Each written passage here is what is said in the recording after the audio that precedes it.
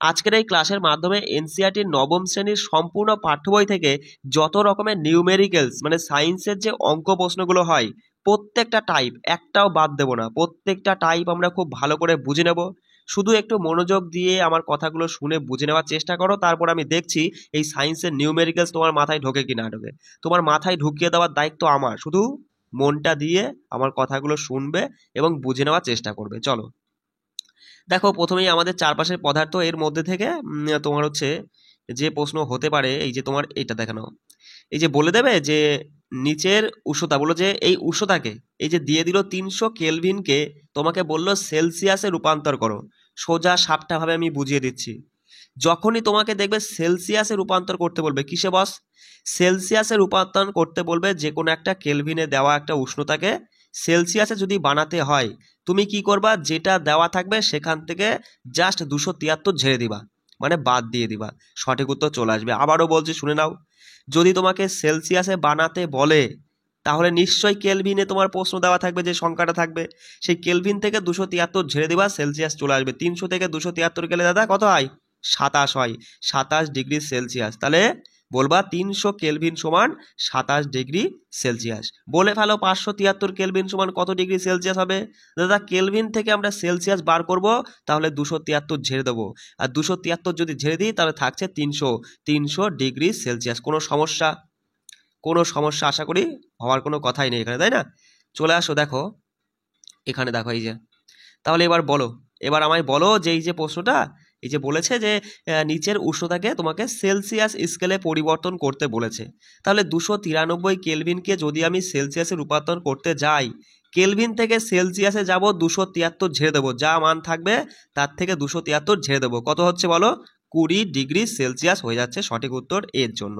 এখানে দেখো 273 যদি তুমি বাদ দাও তাহলে থাকছে তোমার কত বলো, এখানে থাকছে 7, আর এদিকে হচ্ছে তোমার 9 থাকছে, এদিকে 197 ডিগ্রি সেলসিয়াস। বিষয়টা বুঝতে পারলে, কোনো সমস্যা বুঝতে এইটুকু?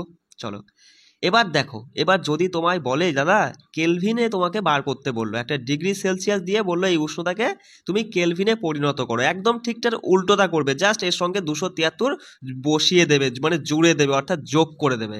তাহলে 25 ডিগ্রি সেলসিয়াসকে তোমাকে কেলভিনে বানাতে গেলে তুমি 273 যোগ করে বলবা 5 আর 3 8, 7 আর 2 9, এদিকে 2 298 কেলভিন। বুঝতে পারলে? তাহলে এখানে বলো যে 373 ডিগ্রি সেলসিয়াসকে কেলভিনে পরিণত করলে কি হবে, বলবা দাদা 273 যোগ করে দাও, তাহলে হয়ে যাবে 6, 7 14 4, আর এদিকে হচ্ছে 5 আর 1 6, 600, 600 কি 646 কেলভিন। কোনো সমস্যা থাকলো এইটুকু বুঝতে? আশা করি কোনো সমস্যাই থাকলো না। চলো পরের, আমাদের চারপাশে পদার্থ কি বিশুদ্ধ, এর মধ্যে কি আছে ক্যালকুলেশন টাইপের একটু দেখে নাও।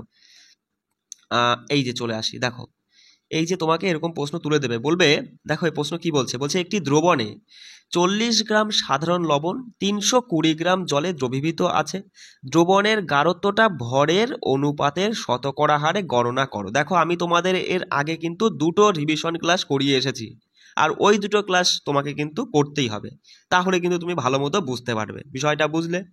তাই এখানে মাথায় রাখো যে দ্রবণের গাঢ়ত্ব ভরের অনুপাতে প্রকাশ করতে গেলে যখনই যখনই আমাদের গাঢ়ত্ব প্রকাশ করতে বলবে দাদা, ওই ভরের অনুপাতে বলুক অথবা আয়তনের অনুপাতে, তলায় নিয়ে চলে আসবো দ্রবণকে। কাকে?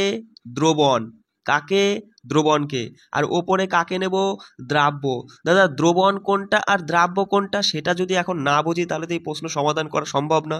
দ্রবণ হলো এই একটা পাত্রে জল আর কি আছে, লবণ আছে, মানে লবণ জল আছে, বুঝতে পারছো? তাই এই লবণ জলটাই হচ্ছে দ্রবণ, মানে লবণ প্লাস জল, লবণ সমেত জলই হচ্ছে দ্রবণ। আর এই লবণ জলের মধ্যে যেটা কম পরিমাণে রয়েছে, কি কম পরিমাণে রয়েছে, লবণটা, লবণটা হলো দ্রাব্য। আর জলটা যেটা বেশি পরিমাণে রয়েছে সেটা হচ্ছে দ্রাবক, দ্রবণ নয় কিন্তু, তাকে কি বলা হয়, দ্রাবক বলা হয়। ঠিক আছে, তাহলে প্রশ্ন পড়ো। তুমি তো জানোই যে ওই তোমার হচ্ছে গাঢ়ত্ব প্রকাশ করতে গেলে দ্রবণটা নিচে আসবেই, দ্রাব্যটা ওপরে যাবে, আর সবসময় 100 দিয়ে গুণ করতে হয়। তাহলে এই প্রশ্নের মধ্যে দ্রবণ কত? তুমি দেখতে পাচ্ছ যে 40 গ্রাম সাধারণ লবণ, তার মানে দাদা এটা কিন্তু দ্রাব্য, অর্থাৎ এটা ওপরে বসবে। কোথায়? ওপরে বসবে, এইটুকু বুঝলাম। 320 গ্রাম জলে দ্রবীভূত আছে, তার মানে 320 গ্রাম জলের মধ্যে 40 গ্রাম লবণ মিশানো আছে, তাহলে দ্রবণ কতটা? সঙ্গে সঙ্গে বলবা দ্রাব্য কিন্তু, মানে দ্রাবক কিন্তু 320, জল কিন্তু 320 গ্রাম, কিন্তু দ্রবণ মানে জল প্লাস লবণ, মানে 320 আর 40 যোগ করলে 360, 360 ইন্টু 100, ব্যাস এইটুকুই। 0 0 ঝেড়ে দিলে 4 দিয়ে 36 কাটে 9, 9 দিয়ে 100কে ভাগ করলে 9 11 99, মানে 11.11% হবে সঠিক উত্তর। কত? 11 মানে 11.1% সঠিক উত্তর। বিষয়টা বুঝলে কোনো সমস্যা? চলো চলে আসো এখানে, বলো তাহলে এটা নিজে করো, দাঁড় করাও, দাঁড় করিয়ে নিজে করো। বলছে 293 কেলভিন উষ্ণতায় 36 গ্রাম সোডিয়াম ক্লোরাইডের মধ্যে মানে সোডিয়াম ক্লোরাইডকে 100 গ্রাম জলে দ্রবীভূত করে সম্পৃক্ত দ্রবণ তৈরি করা হলো। ঠিক আছে, এই উষ্ণতায় দ্রবণটির গাঢ়ত্ব নির্ণয় করো। ওই যে একই বিষয়, গাঢ়ত্ব বার করতে গেলেই আমরা দেখব এর মধ্যে দ্রবণ কোনটা আছে। তুমি বলবা দাদা উষ্ণতার গুলি মারি, দেখতে পাচ্ছি 36 গ্রাম সোডিয়াম ক্লোরাইড মানে লবণ, 100 গ্রাম জল, তার মানে দ্রবণ এখানে 100 আর 36 যোগ করলে 136 দাদা। আর যার মধ্যে হচ্ছে দ্রাব্য অর্থাৎ যেটা কম থাকে, কি কম আছে বলবা 36 দেখে বুঝতে পারছো সোডিয়ামটা কম আছে, অর্থাৎ এই কমটাই হয় দ্রাবক, এই দ্রাব্য, সেটা ওপরে বসলো গুণ 100। বিষয়টা বুঝলে কোনো সমস্যা হলো বুঝতে?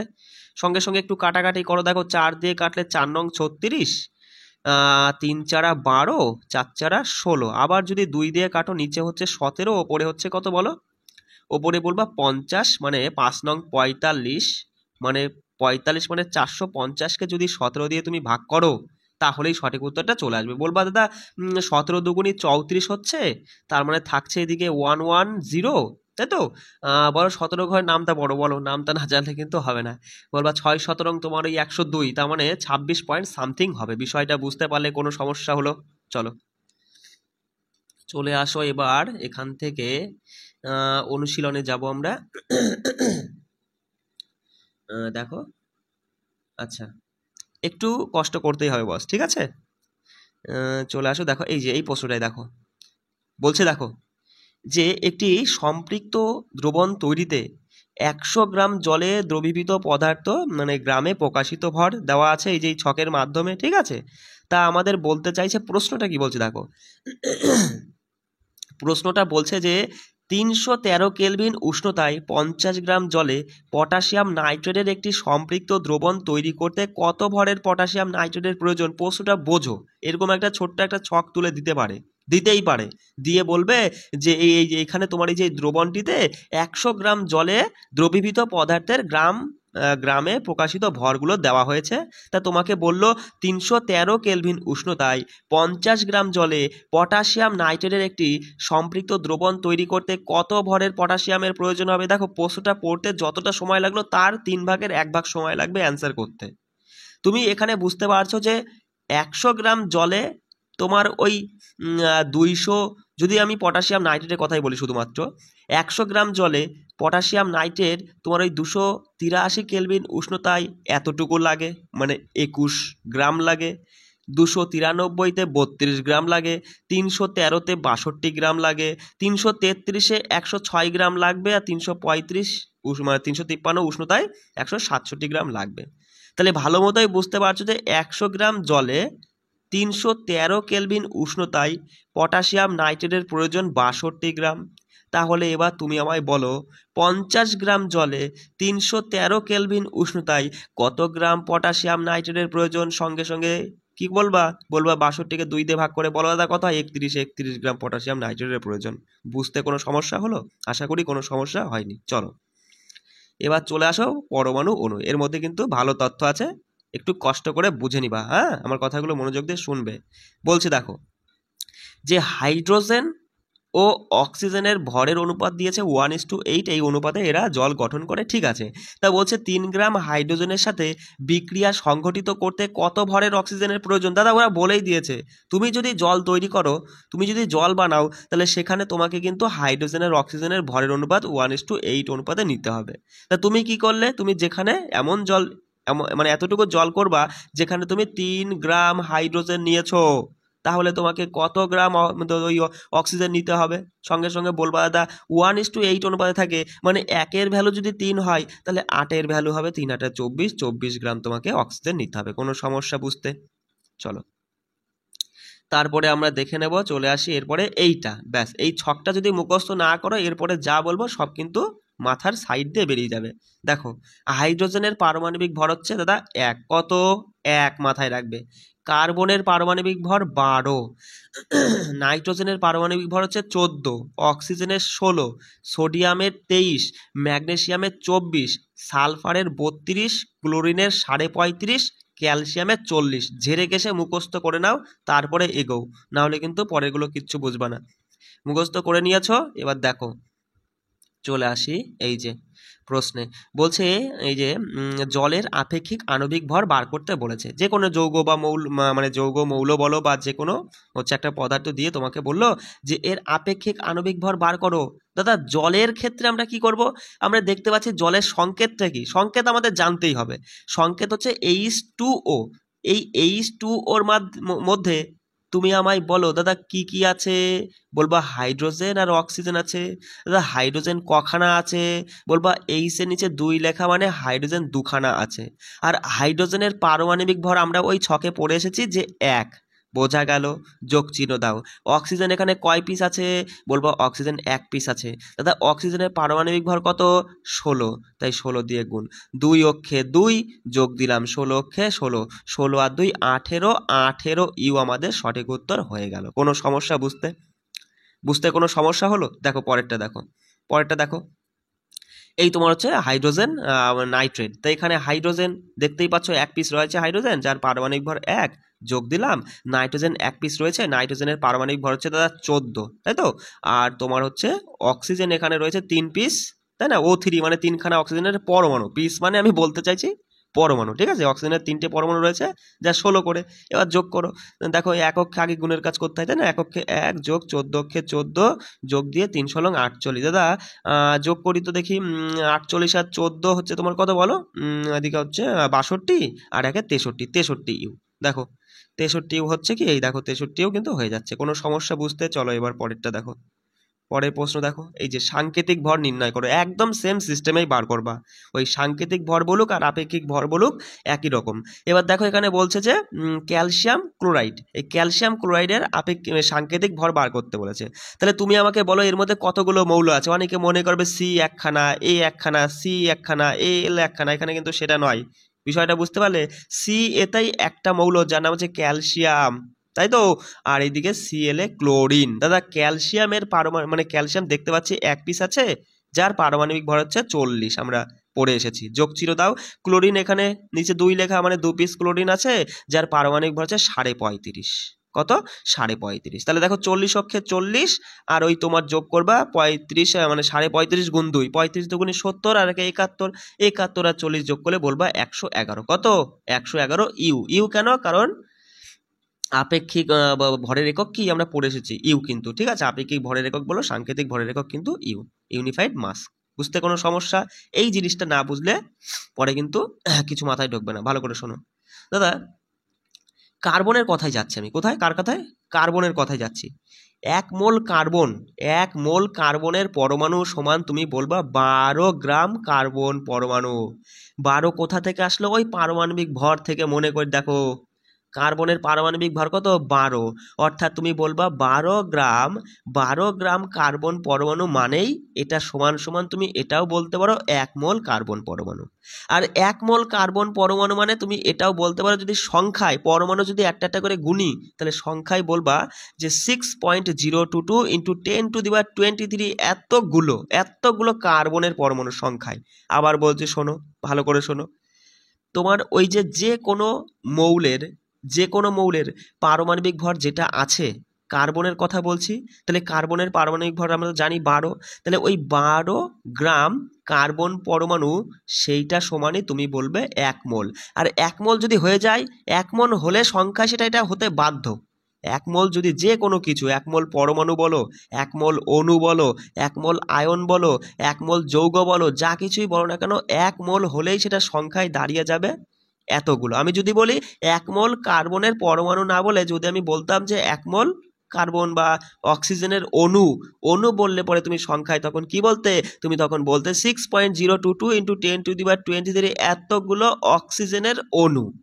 অক্সিজেনের অণু। বিষয়টা বুঝতে পারলে? এই এক লাইন বুঝে নাও, বাকিগুলো অত বোঝা লাগবে না, তাহলেই সব সমাধান করতে পারবে। চলো বুঝলে তো?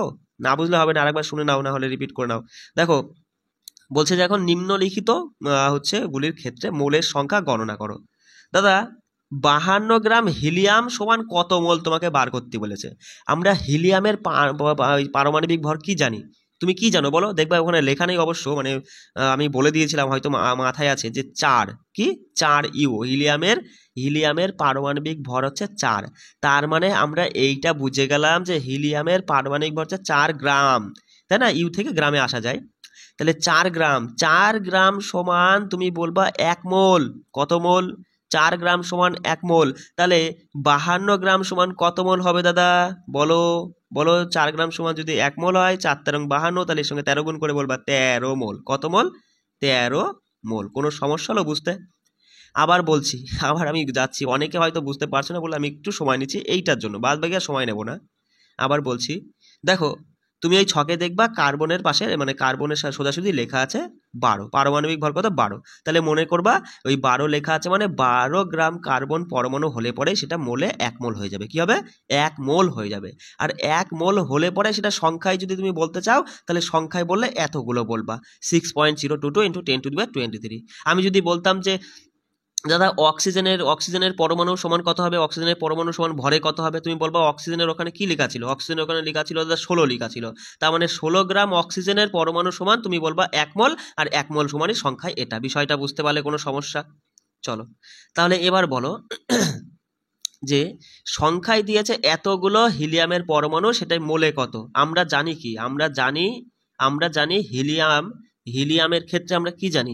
আমরা জানি যে দাদা ওই তোমার হচ্ছে 1 মোল হিলিয়াম সমান 1 মোল হলে পরেই সেটা হবে 6.022 × 10⁻23। তাই না? আমরা সেটা জানি তো। তাহলে আমাদের দিয়েছে এইটা, তুমি একটু দেখার চেষ্টা করো এইটার সাথে এইটার কত গুণ, তুমি সঙ্গে সঙ্গে বলবা দ্বিগুণ। তাহলে এইটার দ্বিগুণ এটা আমাদের প্রশ্নটা, তাহলে আমরা জানি তাহলে মোল কি হয়ে যাবে? মোলও কিন্তু আমাদের দ্বিগুণ হয়ে যাবে। তাহলে তুমি বলবা যে 2 মোল। হিলিয়ামের কয় মোল হবে? 2 মোল। এতগুলো হিলিয়ামের পরমাণু সমান 2 মোল হবে। আমার কথা বুঝতে পারছো? যদি আমি এটা বলতাম যে এতগুলো হিলিয়ামের পরমাণু সমান কত মোল, তুমি খুব ভালো মতোই বলতে 1 মোল। তাহলে এটার যদি দ্বিগুণ এত হয়েছে, তাহলে তুমি খুব ভালো মতোই বলবা তাহলে মোলটাকেও 1-এর জায়গায় 2 গুণ করে দাও, 2 মোল হবে। কোনো সমস্যা হলো বুঝতে? দেখো এখানে দেখে নিও অ্যান্সারগুলো, ঠিক আছে? চলে আসো এবার এই প্রশ্নে। বলছে যে আমাদের এবার কি করতে বলেছে? ভর গণনা করতে বলেছে। এই মোল দিয়ে মোল থেকে ভরে যাব। দাদা আমরা জানি এখানে N2 মানে কি বলতো? নাইট্রোজেন গ্যাস, কিন্তু এটা কিন্তু অণু। এটা কি? এটা পরমাণু নয়, নাইট্রোজেনের অণু। দেখো শুধু N মানে পরমাণু, নাইট্রোজেনের পরমাণু, আর N2 মানে নাইট্রোজেনের এক অণু। বিষয়টা বুঝতে পারছো? পরমাণুর অণু কিন্তু একটু আলাদা আছে, ঠিক আছে? তা আমরা জানি 1 মোল সমান নাইট্রোজেনের পরমাণু বললে পরে তার তার যে তোমার ওই পারমাণবিক ভর কত বলো তো? তুমি সঙ্গে সঙ্গে বলবা দাদা ওই লেখা ছিল ছকে N সমান কত? N সমান 14। তাহলে তুমি সঙ্গে সঙ্গে বলবা যে 1 মোল সমান 14 জি, মানে গ্রাম বলবা, তাই না? এক্ষেত্রে ভর বার করছো 14 গ্রাম। বিষয়টা বুঝতে পারছো? কিন্তু N সমান যদি 14 হয়, তাহলে N2 সমান কত হবে? একটু ভাবার চেষ্টা করো। N2 সমান 28 হবে। কি হবে? 28 গ্রাম হবে। তার মানে আমরা বুঝলাম যে যখন N থাকবে তখন আমরা 14 নেব, যখন N2 চলে আসবে তখন 28 নেব, আর যখন N থাকবে তখন 14 নেব, সেই 14 সমানই 1 মোল। যখন N2 থাকবে তখন 28 নেব, এই 28 সমানই 1 মোল হবে। বিষয়টা বোঝা গেল? তাহলে 28 সমান যদি 1 মোল হয়, তাহলে হাফ মোল সমান কত গ্রাম? 14 গ্রাম। 14 গ্রাম। তাহলে হাফ মোল N2 সমান তার ভর কত? হাফ মোল N2 এর ভর হবে 14 গ্রাম। বুঝতে পারলে? কোনো সমস্যা হলো? দেখো সমস্যা হলে কিন্তু আমাকে সেটা জানাতে হবে, ঠিক আছে? নাহলে কিন্তু হবে না। পরেরটা বলো যে 0.5 মোল নাইট্রোজেনের পরমাণু মানে শুধু N এর কথা বলছে। তাহলে শুধু N আমরা জানি শুধু N এর পারমাণবিক ভর হচ্ছে 14, ওখানে লেখা আছে। তাহলে সেই 14 সমানই হবে 1 মোল। আর এখানে আমাদের বলছে হাফ মোলের কথা বলছে, তাহলে এখানে 7 হয়ে যাবে। হাফের কথা বলছে, তাহলে এখানে 7 গ্রাম। 7 গ্রাম হয়ে যাবে তোমার কি এই নাইট্রোজেনের পরমাণুর হাফ মোল নাইট্রোজেন পরমাণু সমান যার ভর হবে 7 গ্রাম। বিষয়টা বুঝতে পারলে কোনো সমস্যা? পরেরটা বলো যে এতগুলো সংখ্যায় নাইট্রোজেনের পরমাণু যার ভর কত। দাদা আমরা কি জানি? আমরা জানি আগে মোল বার করার চেষ্টা করি। আমরা জানি যে এইটা আমরা দেখবো না, আমরা জানি যে 6.022 ইন্টু 10⁻23 এতগুলো সংখ্যায় যদি নাইট্রোজেনের পরমাণু থাকতো তাহলে সেটা 1 মোল হতো। আর 1 মোল হলে পরেই দাদা সেটা ভরে কত হয়ে যাবে, নাইট্রোজেনের পরমাণু ধরলে পরে 14 হয়ে যাবে। যদি এখানে পরমাণু না থাকে অণু থাকতো তাহলে এখানে কিন্তু 28 হতো।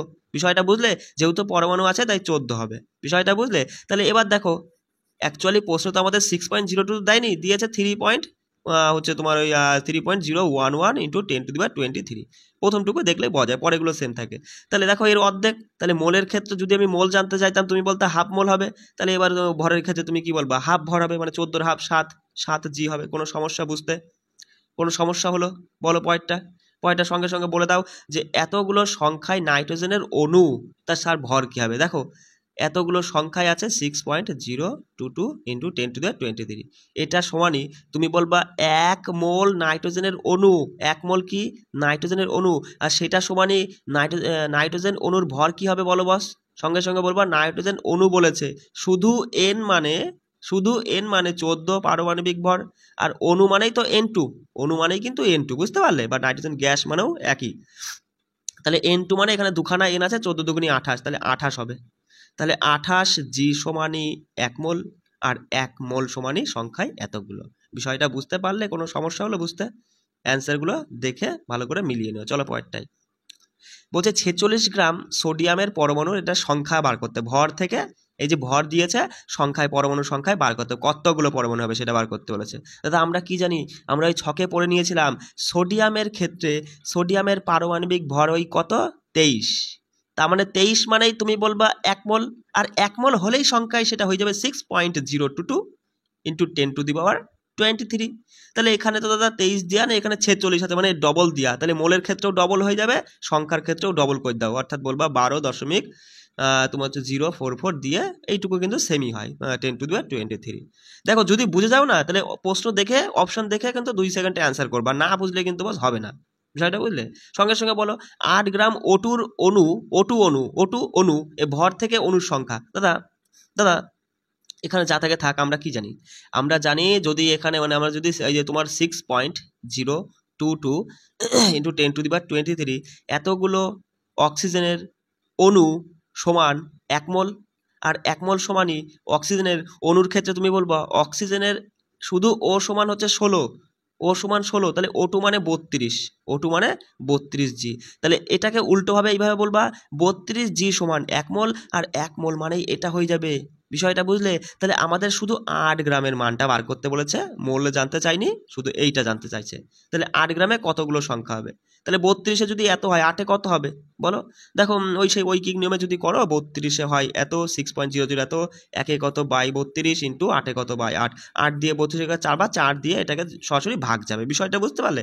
4 দিয়ে যদি এটাকে তুমি ভাগ করো, তুমি বলবা দাদা 4 অক্ষে 4, তোমার হচ্ছে 2 থাকছে, 4 5 20, মানে 1.5 দিয়ে অ্যান্সারটা শুরু হবে। ঠিক আছে, এগুলো অপশন দেখলেই সহজে করতে হবে। দেখো এই যে 1.5 দিয়ে অ্যান্সারটা শুরু হবে। ঠিক আছে, চলো পয়েন্টটা বলো যে 0.1 মোল কার্বন পরমাণুর সংখ্যা কত। দাদা আমরা কি জানি, আমরা জানি 1 মোল সমান কার্বনের পরমাণু হবে 6.022 ইন্টু 10⁻23, তাই না? এটা কি 1 মোলের ক্ষেত্রে, আমাদের 1 মোলে জানতে চাইনি, 0.1 মোল জানতে চাইছে, মানে 10 ভাগের 1 ভাগ। তাহলে তুমি সরাসরি এখানে তুমি 10 দিয়ে ভাগ করে বলতে পারো, অথবা করো 1-এ কত বাই 1 ইন্টু 0.1-এ কত ইন্টু 0. তোমার হচ্ছে 0.1, তাই না? নিচে গেলে 10, দশমিক তুললে ওই 10 দিয়ে এটাকে ভাগ করা মানে কি, 10 দিয়ে ভাগ করা মানে একখানা শূন্য কমে যাওয়া। দেখো 10⁻23 মানে ওই 1-এর পেছনে 23খানা শূন্য আছে, বুঝতে পারলে? তা তোমার হচ্ছে একখানা নিচে একখানা শূন্য, একটা শূন্য কেটে যাবে, অর্থাৎ 22টা শূন্য থাকবে। আর তাহলে 6.022 ইন্টু 10⁻, তোমার হচ্ছে কত হবে 22 হয়ে যাবে। বুঝতে পারলে? দেখো সেটাই করানো আছে এখানে, বুঝতে পারলে?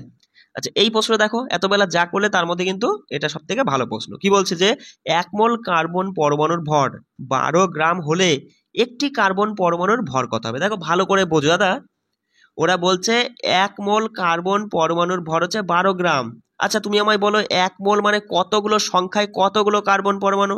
তুমি বলবে যে 1 মোল মানে দাদা ওই 6.022 ইন্টু 10⁻23 এতগুলো কার্বনের পরমাণু।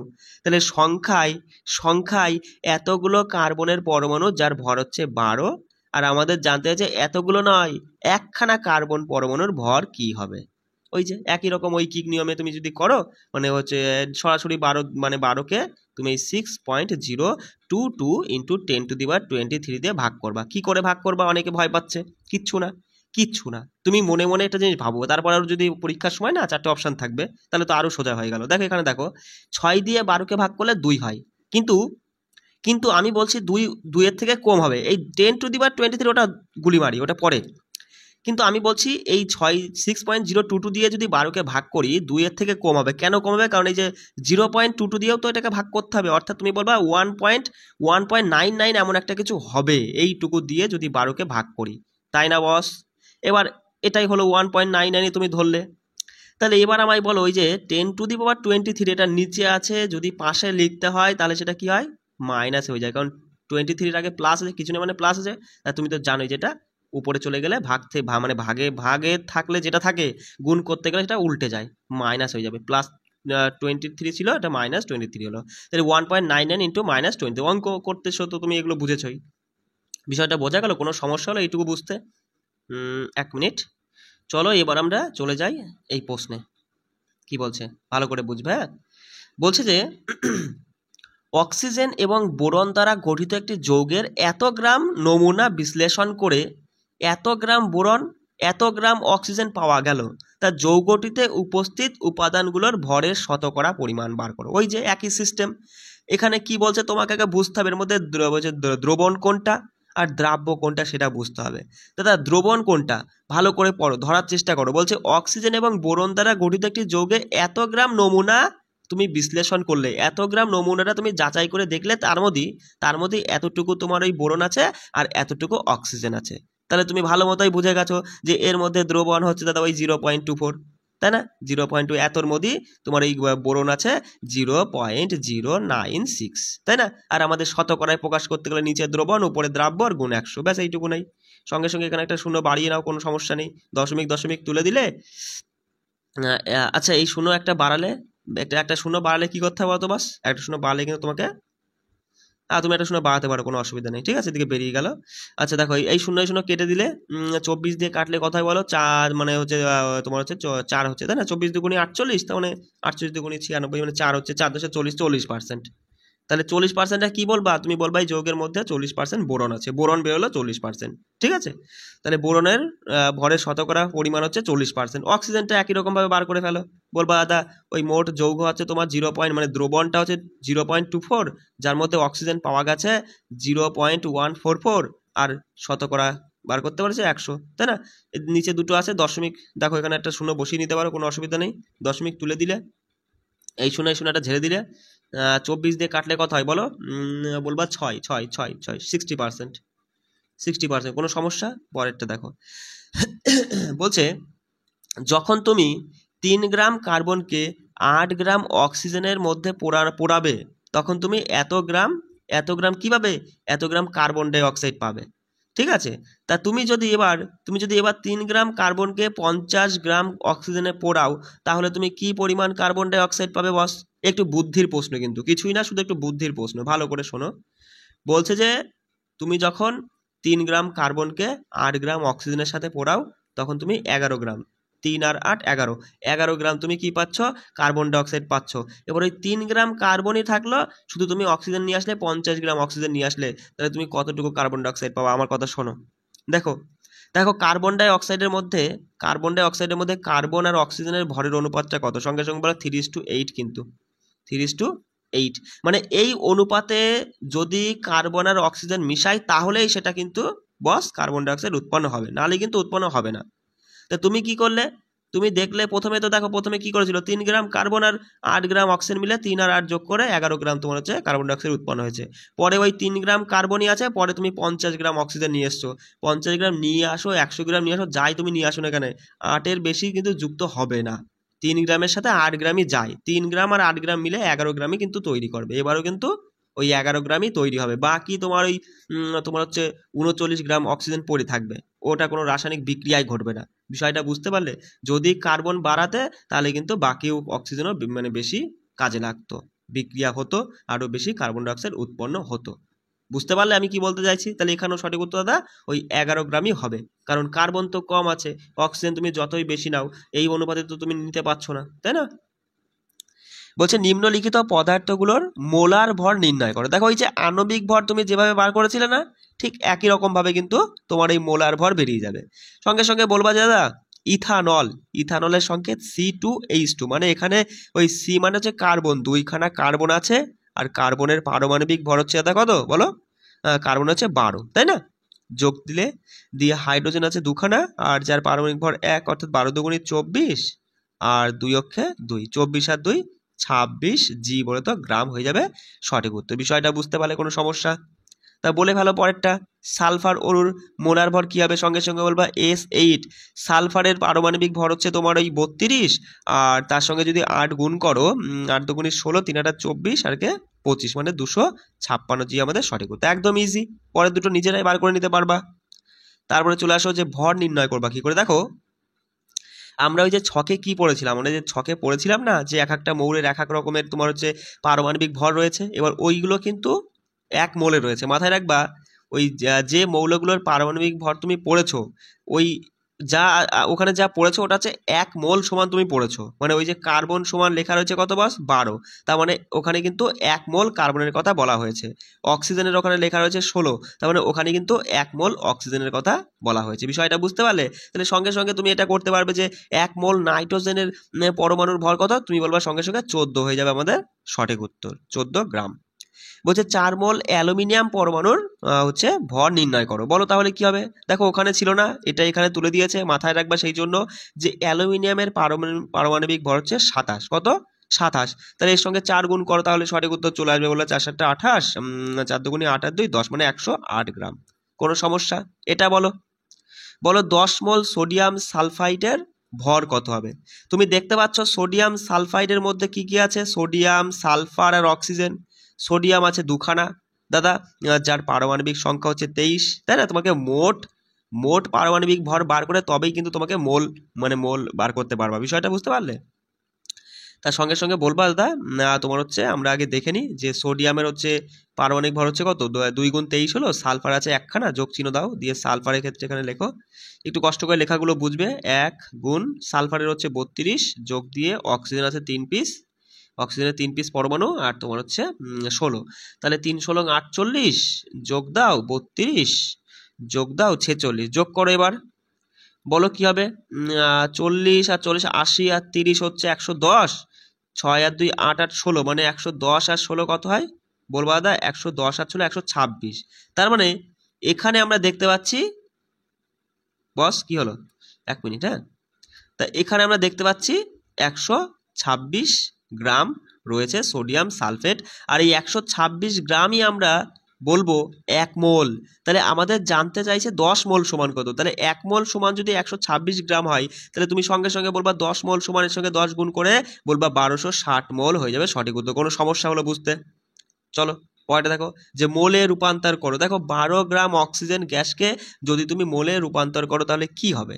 দেখো তুমি কি পড়েছো, তুমি কিন্তু আগেই পড়ে নিয়েছো যে অক্সিজেনের পারমাণবিক ভর কত দাদা? অক্সিজেনের পারমাণবিক ভর হচ্ছে কত বলো? 16। 16টা কি অক্সিজেন, শুধুমাত্র ওর পারমাণবিক ভর কিন্তু 16, আর এখানে অক্সিজেন গ্যাসের কথা বলছে, তার মানে O2, তাহলে O2 হয়ে যাবে 16 × 2 মানে 32, তাহলে 32 জি সমানই বলবা 1 মোল, তাই না? তাহলে বলবা 32 জি সমানই 1 মোল, একে কত বাই 32, আর আমাদের এই প্রশ্নে জানতে চাইছে 12 কত × 12। বিষয়টা বুঝতে পারলে? কোনো সমস্যা হলো বুঝতে? সঙ্গে সঙ্গে কাটো, বলবা দাদা 4 দিয়ে কাটলে 3 4 12, 4টা 32, 8 দিয়ে 3কে যদি ভাগ করতে হয় দশমিক নিয়ে শূন্য, বলো বলো বলো 3 এটা 24, 4টা 32, 3 এটা 24, এইটা হিসাব করে নিবা, 3 পয়েন্ট সামথিং কিছু আসবে। বিষয়টা বুঝতে পারছো? 3 পয়েন্ট সামথিং কিছু মোল আসবে।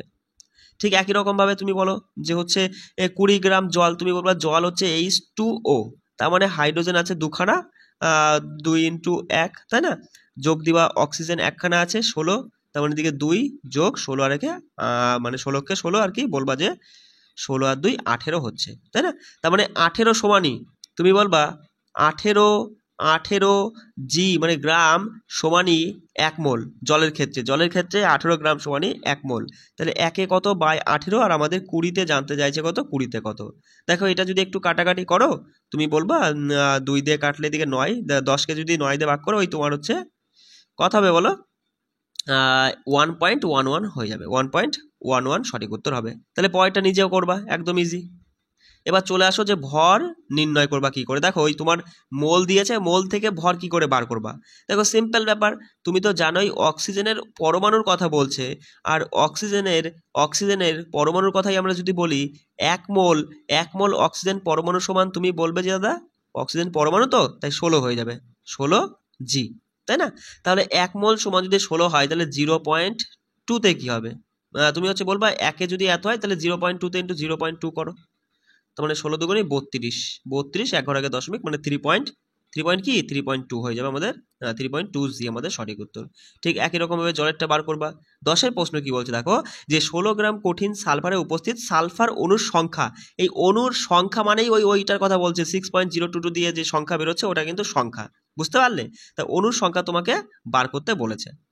সঙ্গে সঙ্গে তুমি বলবা দাদা যে আমরা কি জানি, আমরা আগে দেখে নিই এখানে সালফারের কথা বলছে, সালফার সমান এর পারমাণবিক ভর কত বেরোচ্ছে সালফারের। তুমি বলবা সালফার 8, মানে দাদা সালফারের তো হচ্ছে তোমার কত 32, তার মানে এখানে 8 দেওয়া আছে, তার মানে 32-এর সাথে 8 গুণ করলে কত হয়, 256 হয়। দাদা এই 256 গ্রাম সমানই আমরা বলবো সংখ্যায় তোমার ওই 6.022 ইন্টু 10⁻23। একে কত বাই 256, আর আমাদের প্রশ্নে দেওয়া আছে 16 কত ইন্টু 16। বিষয়টা বুঝতে পারছো, কোনো সমস্যা? সঙ্গে সঙ্গে এটা দিয়ে 16 দিয়ে কাটো, 16 256, অর্থাৎ 16 দিয়ে যদি এবার এটাকে ভাগ করো তাহলে সঠিক উত্তর চলে আসবে। দেখো 16 দিয়ে কি করে ভাগ করবা, ভয় পেয়ে যাচ্ছ, ভয় পেলে হবে না। সঙ্গে সঙ্গে কি করবা তুমি দেখো, হচ্ছে 16 দিয়ে তুমি জাস্ট এটাকে ভাগ করো। দেখো তারপরে তোমার হচ্ছে অপশন থাকবে না, অপশন দেখলেও তুমি আরো ভালো মতো তুমি বলে দিতে পারবা যে সঠিক উত্তরটা কি হতে পারে। বিষয়টা বুঝতে পারছো? দেখো 16 দিয়ে যদি তুমি ভাগ করো, বলো কত ঘর যাবে, 16 দুগুণে 3 16, 48 4 16, 64 তো হবে না, 3 16 হবে। 3 16 হবে, অর্থাৎ বলবা দাদা মানে এটা একটু হিসাব করে দেখো 3 পয়েন্ট সামথিং কিছু একটা আসবে। বিষয়টা বুঝতে পারছো, 3 পয়েন্ট সামথিং কিছু একটা আসবে, আমি হিসাবটা করলাম না। পরেরটা বলো যে 0.051 গ্রাম অ্যালুমিনিয়াম অক্সাইড। দেখো আমি হিসাব করছি না বলে মনে করো দাদা তুমি নিজে করলে না আমরা কি করে করবো, সেটা কথা নাই। তুমি দেখো নিজে পারবে, ওইটুকু হিসাব করতে পারবে। আর তারপরে একটা কথা কি বলতো, 4টে অপশন থাকবে না, 4টে অপশন দেখলে কিন্তু তুমি সেখান থেকে খুব সহজে বাছাই করে নিতে পারবা। ওই ভাগ করতে গিয়ে প্রথম ঘর মিলাতে গিয়েই দেখবা পরেগুলো সব কিন্তু মানে পৃথক পৃথক রয়েছে, বুঝে যাবা যে এর মধ্যে কোনটা সঠিক উত্তর হবে। দেখো পরেরটা বলছে যে 0.05 গ্রাম অ্যালুমিনিয়াম অক্সাইডে উপস্থিত অ্যালুমিনিয়াম আয়নের সংখ্যা নির্ণয় করো। ভালো প্রশ্ন দাদা। আগে আমরা দেখবো অ্যালুমিনিয়াম অক্সাইডের সংকেত কি। অ্যালুমিনিয়াম অক্সাইডের সংকেত হচ্ছে মানে Al2 তোমার হচ্ছে O3, এটা হচ্ছে অ্যালুমিনিয়াম অক্সাইডের সংকেত। তাই এই অ্যালুমিনিয়াম অক্সাইডের মধ্যে অ্যালুমিনিয়ামের মানে আয়নের সংখ্যা আর কি তোমাকে জানতে চাইছে। তো অ্যালুমিনিয়ামের তুমি বলো আণবিক ভর কত বা পারমাণবিক ভর কত, সঙ্গে সঙ্গে বলবা অ্যালুমিনিয়ামের হচ্ছে তোমার 27, এই যে নিচে দিয়েই দিয়েছে, তাহলে এর নিচে 2 আছে, তাই না, Al2 আছে, অর্থাৎ 27 × 2 মানে 27 দুগুণে 54। তাহলে তুমি সহজেই বলবা এই 54 গ্রাম সমানই হচ্ছে তোমার কত হচ্ছে বার করতে বলেছে সংখ্যা। তা তুমি বলবা দাদা 54 জি সমানই সংখ্যায় ওই 6.022 ইন্টু 10⁻23, তাই না? একে কত বাই 54, আর আমাদের জানতে চাইছে ওই তোমার হচ্ছে 0.051 কত, তাই তো? সঙ্গে সঙ্গে দেখো এই দশমিক তুললে পরে নিচে কটা শূন্য, 3টে শূন্য হচ্ছে। দেখো 54 আর 51 কিন্তু আমরা ওইভাবে গুণ করব না, মানে কাটাকাটি করব না, ঠিক আছে? আমরা দেখতে পাচ্ছি একদম কাছাকাছি আছে, তুমি ঝেড়ে দাও, পুরোপুরি বাদ দিয়ে দাও। বিষয়টা বুঝতে পারছো? অপশন দেখলে খুব সহজে অ্যান্সার করতে পারবে। সঙ্গে সঙ্গে তুমি 51 আর 54 মনে করলে পুরোপুরি কেটে গেল। তাহলে তোমার এদিকে কি থাকছে, তুমি বলবো এই 6.022 তো থাকছে দাদা, শুধু আমাদের কি করতে হবে, শুধু কি পরিবর্তন হবে, দেখো এখানে 10⁻23 মানে কি বোঝায়, যে একের পেছনে 23খানা শূন্য আছে আর নিচে তোমার একের পেছনে 3টে শূন্য, তাহলে ওই 23খানা শূন্যর মধ্যে এই 3টে শূন্য বাদ দিতে গেলে তোমার ওই 3টে শূন্য কেটে বাদ হয়ে যাবে লাস্টের 3টে, অর্থাৎ তুমি বলবা 10⁻20 মানে আর 20টা শূন্য বেঁচে থাকবে, অর্থাৎ কি লিখবা 10⁻20, এটাই সঠিক উত্তর হতে বাধ্য। কোনো সমস্যা বুঝতে পারলে এখানে যদি কোনো জায়গায় কোনো সমস্যা থাকে সেটা কিন্তু আমাকে জানাতে হবে, কেমন? এবার দেখে নাও পরের অধ্যায়টা, পরমাণুর গঠন। এখান থেকে চলে আসি আমরা, দেখো এই প্রশ্নটা কি বলছে ভালো করে দেখো। বলছে যে যদি একটি পরমাণুর কে এবং এল কক্ষ ইলেকট্রন দ্বারা পূর্ণ থাকে তাহলে ওই পরমাণুতে মোট ইলেকট্রন সংখ্যা কত? দাদা আমরা আগের দিন খুব ভালো করে পড়ে নিয়েছি যে একটি পরমাণুর কে কক্ষে সর্বোচ্চ 2টো ইলেকট্রন থাকতে পারে, তার বেশি কখনোই থাকবে না। আর এল কক্ষে সর্বোচ্চ 8টি ইলেকট্রন থাকতে পারে, তার বেশি কখনোই থাকবে না। এবারে এখানে যে পরমাণুর কথা বলছে, যেখানে কে আর এল কক্ষ এই দুটো কক্ষ পূর্ণ, ইলেকট্রন দ্বারা পূর্ণ, মানে দুটোই আছে, 8টাই আছে, তাহলে বলবা মোটমাট কতগুলো আছে দাদা? মোটমাট 8 আর 2 10, 10টি ইলেকট্রন আছে। কোনো সমস্যা হলো বুঝতে এইটুকু? চলে আসো এবার তারপরে অনুশীলনীতে, দেখো প্রশ্ন আছে। হ্যাঁ এখানে দেখো এই দুটো প্রশ্ন বেশ ভালো গুরুত্বপূর্ণ প্রশ্ন, একটু বলছি শুনে নাও। দেখো একদম ইজি, কিচ্ছু নেই, শুধু বোঝো।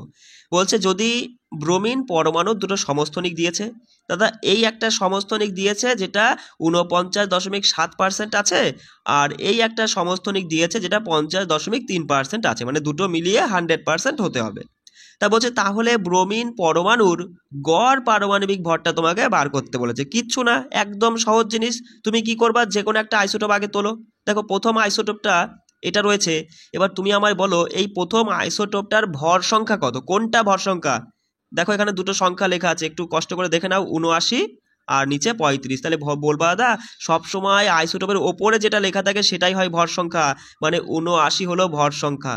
তাহলে এই 79-র সাথে কি গুণ করবা, এটা কত শতাংশ আছে, বলবা 49.7%। তাহলে আমরা ক্যালকুলেশনের সুবিধার্থে আমরা ধরে নিলাম 50% রয়েছে, 50/100, বোঝা গেল? যোগ দিয়ে পরের আইসোটোপে চলে আসো, এর ভর সংখ্যা 81, গুণ দিয়ে দেখলে এটা হচ্ছে 50.3, ওই তুমি ক্যালকুলেশনের সুবিধার্থে 50 ধরে নিলে, ব্যাস এইটুকুই কাটাকাটি করো। দেখো কাটলে এখানে 2 হচ্ছে, 2 দিয়ে যদি 79-কে ভাগ করো কত হয় বলো, 2 দিয়ে 80-কে ভাগ করলে 40, মানে 79-কে ভাগ করলে 39.5 হবে, 39.5। বোঝা গেল? কোনো সমস্যা? একই রকম 2 দিয়ে কাটো, 81-কে 2 দিয়ে ভাগ করলে হয় তোমার 40.5, তাই না? ব্যাস এটুকু যোগ করে দাও। দেখো 40.5 আর 39.5 যোগ করলে 80 হচ্ছে, তাহলে 80 ইউ হয়ে যাবে সঠিক উত্তর। বোঝা গেল বিষয়টা? অপশনে ধরো 80.01 ইউ থাকতে পারে, বিষয়টা বুঝতে পারলে? আমরা তো একদম তো সঠিক ধরিনি, আমরা একটু 19-20 করে ধরেছি, ওই জন্য 80-র কাছাকাছিই থাকবে।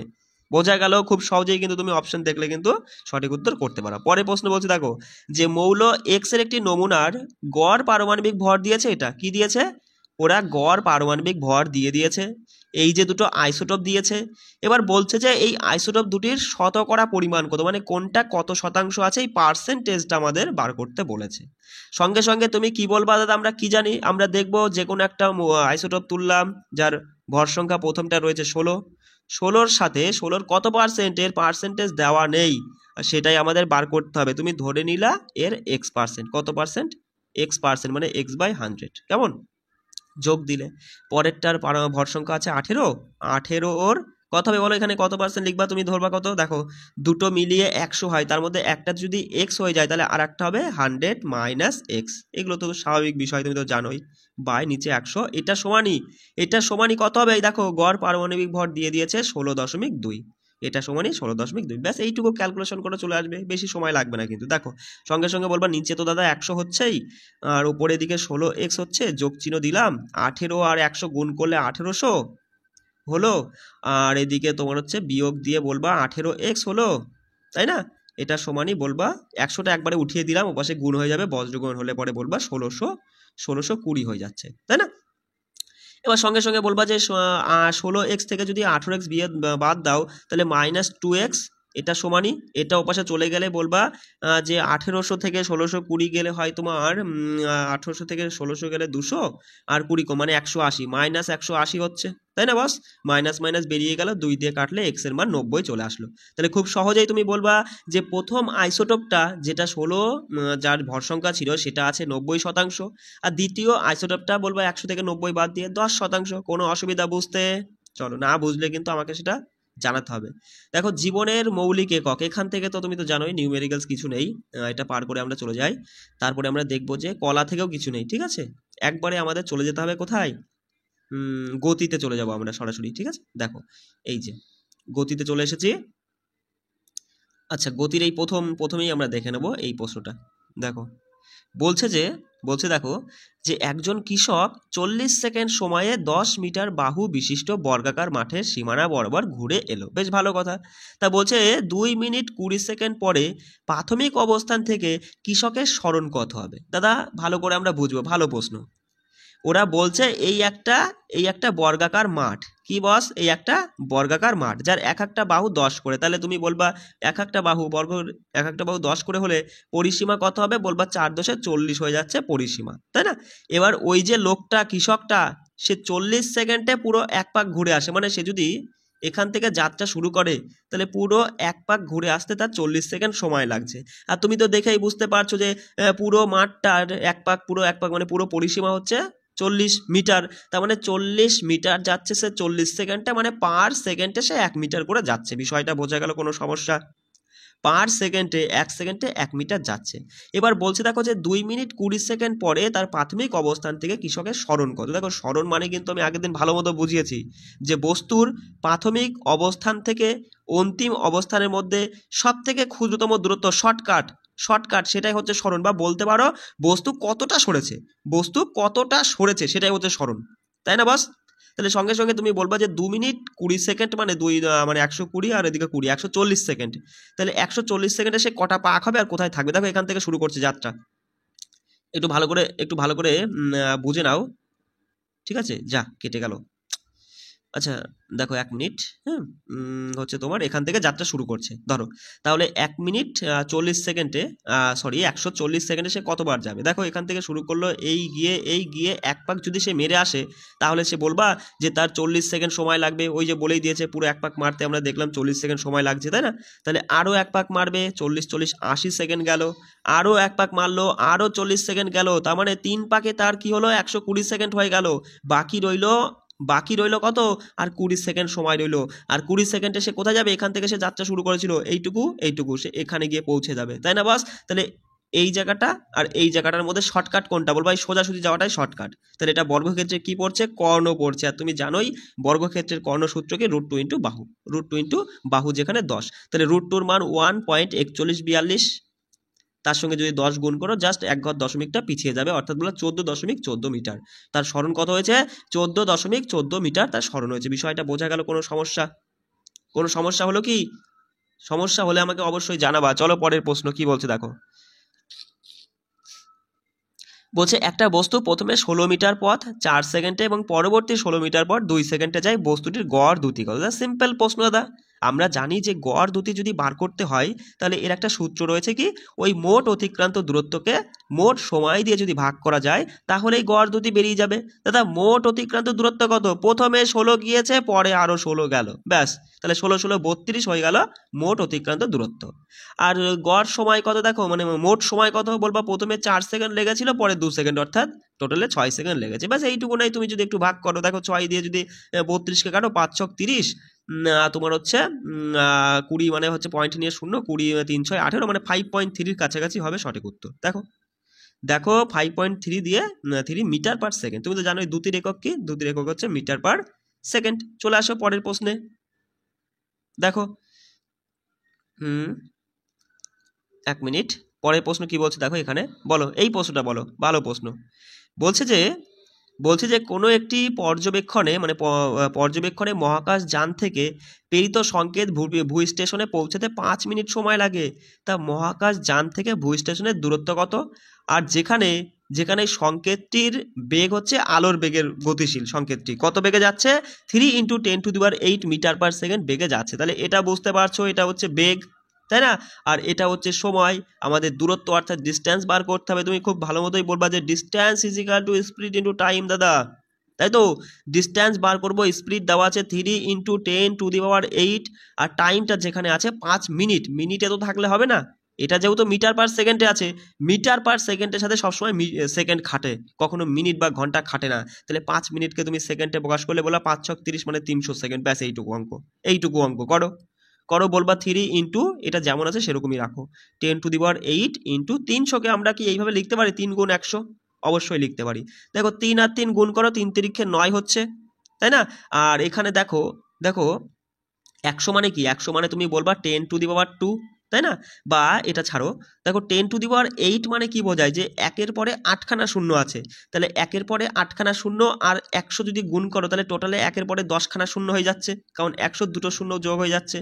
বিষয়টা বুঝতে পারলে বাস, তাহলে তুমি বলবা 9 × 10⁻10। এটাই আমাদের সঠিক উত্তর হয়ে যাবে এই প্রশ্নের জন্য। কোনো সমস্যা বুঝতে? চলো বলছে দেখো একটি গাড়ির ওডোমিটার যাত্রা শুরুতে এত পাঠ এবং যাত্রা শেষে এত পাঠ দেখায়।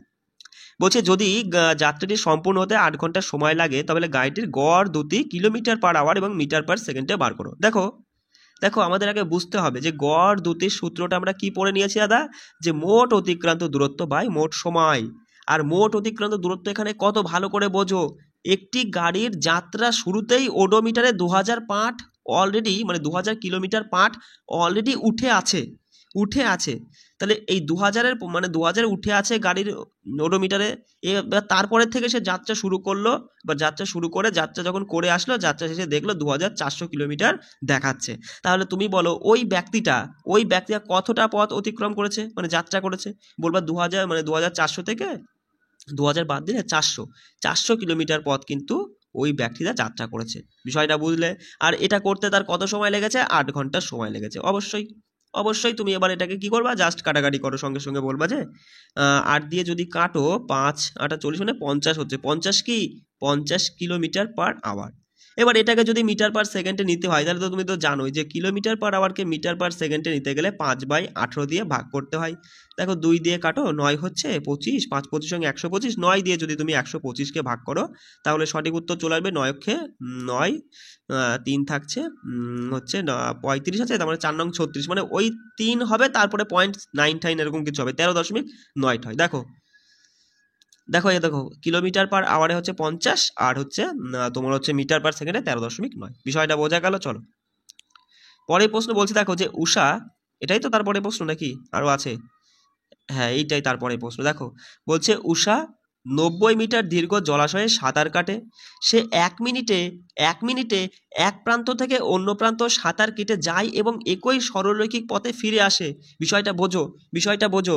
উষা 90 মিটার দীর্ঘ একটা পুল আছে, যার পুলটার দৈর্ঘ্য হচ্ছে 90 মিটার। এবার সে 1 মিনিটে যায় আবার সাঁতার কেটে ফিরে আসে 1 মিনিটে, তাতে মোট তার 180 মিটার পথ অতিক্রম করে। অবশ্যই 90 মিটার যদি তোমার হচ্ছে দীর্ঘ হয় তাহলে যে আসছে 180। তা বলছে উষার গড় দ্রুতি আর গড় বেগ কত? দেখো দাদা আমরা জানি গড় দ্রুতি মানে হচ্ছে মোট অতিক্রান্ত দূরত্ব, তোমার কত ওই 180, গিয়েছে ফিরে এসেছে 90 90 180, অথবা এখানে বলেই দিয়েছে। আর সময় লেগেছে 1 মিনিট। দেখো মিটারের সাথে কিন্তু মিনিট যায় না, মিটারের সাথে সেকেন্ড যায়। বলবা 1 মিনিটকে সেকেন্ডে প্রকাশ করো 60 সেকেন্ড, জাস্ট কাটাকাটি করো, বলবা 318 3 মিটার/সেকেন্ড। দ্রুতির একক হচ্ছে মিটার/সেকেন্ড, তার জন্য বলবা যে গড় দ্রুতি তার উষার গড় দ্রুতি 3 মিটার/সেকেন্ড। এইটুকু বুঝতে কোনো সমস্যা? এবার চলে আসি গড় বেগের সূত্র কি বলে। দেখো গড় বেগ বলে যে প্রাথমিক বেগের সাথে যদি অন্তিম বেগটা যোগ করি এবং তাকে যদি 2 দিয়ে ভাগ করি তাহলে পরেই দাদা কি পাওয়া যায়, গড় বেগ পাওয়া যায়। তাহলে এই প্রশ্নের মধ্যে তুমি কোথাও কি প্রাথমিক বেগ আর অন্তিম বেগ জানতে পারছো? তুমি কিন্তু জানতে পারছো না। তাহলে তুমি কি করবা, আর একটা সূত্র আছে গড় বেগের, যে সরণ বাই সময়। কি বস সরণ বাই সময়, মানে সরণ বাই মোট সময় বলতে পারো, মোট সময়। তাহলে সরণ এখানে কত? দেখো উষা এই একটা পুলে যাত্রা শুরু করলো, গেল, আবার ফিরে আসলো, তার মানে যেখান থেকে শুরু করেছিল সেখানেই কিন্তু সে ফিরে চলে এসেছে। তাহলে তার দ্বারা সরণ কি 0 হয়েছে, তার দ্বারা সরণ 0 হয়েছে।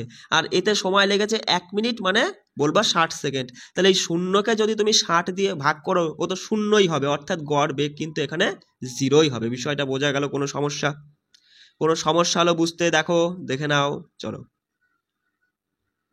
পরের প্রশ্ন চলে যায়। দেখো বলছে যে স্থির অবস্থা থেকে রাহুল তার বাইসাইকেল চেপে 30 সেকেন্ডে 6 মিটার পার বেগ অর্জন করে, তারপর সে এমনভাবে ব্রেক প্রয়োগ করে যেন পরবর্তী 5 সেকেন্ডে তার বেগ 4 মিটার পার সেকেন্ডে নেমে আসে। উভয় ক্ষেত্রে বাইসাইকেলের ত্বরণ নির্ণয় করতে তোমাকে বলেছে। দাদা দেখো দেখো ভালো করে একটা প্রশ্ন তুমি বুঝে নাও, যেন তার পরের অঙ্কগুলো একদম গড় গড় করে হয়ে যায়। দেখো ত্বরণ সম্পর্কে আমরা আগের দিন পড়ে নিয়েছি কি দাদা, ত্বরণ মানে হচ্ছে ওই যে বেগের পরিবর্তন বাই ব্যয়িত সময়। ওই বেগের পরিবর্তনকে যদি ব্যয়িত সময় দিয়ে আমরা ভাগ করে দিই তাহলে ত্বরণ চলে আসে। দাদা বেগের পরিবর্তন বুঝলাম না। দেখো বেগের পরিবর্তন কি করে হয়, দেখো তুমি ধরো সাইকেল চালাবে, এবার সাইকেল চালানো শুরু করলে, দেখো শুরুতেই প্রাথমিক অবস্থায় যখন তুমি প্যাডেল ঘোরানো শুরু করবে সেই মুহূর্তে তোমার কি কোনো গতিবেগ ছিল? তোমার কিন্তু কোনো গতিবেগ ছিল না, মানে প্রাথমিক বেগ তোমার 0 ছিল।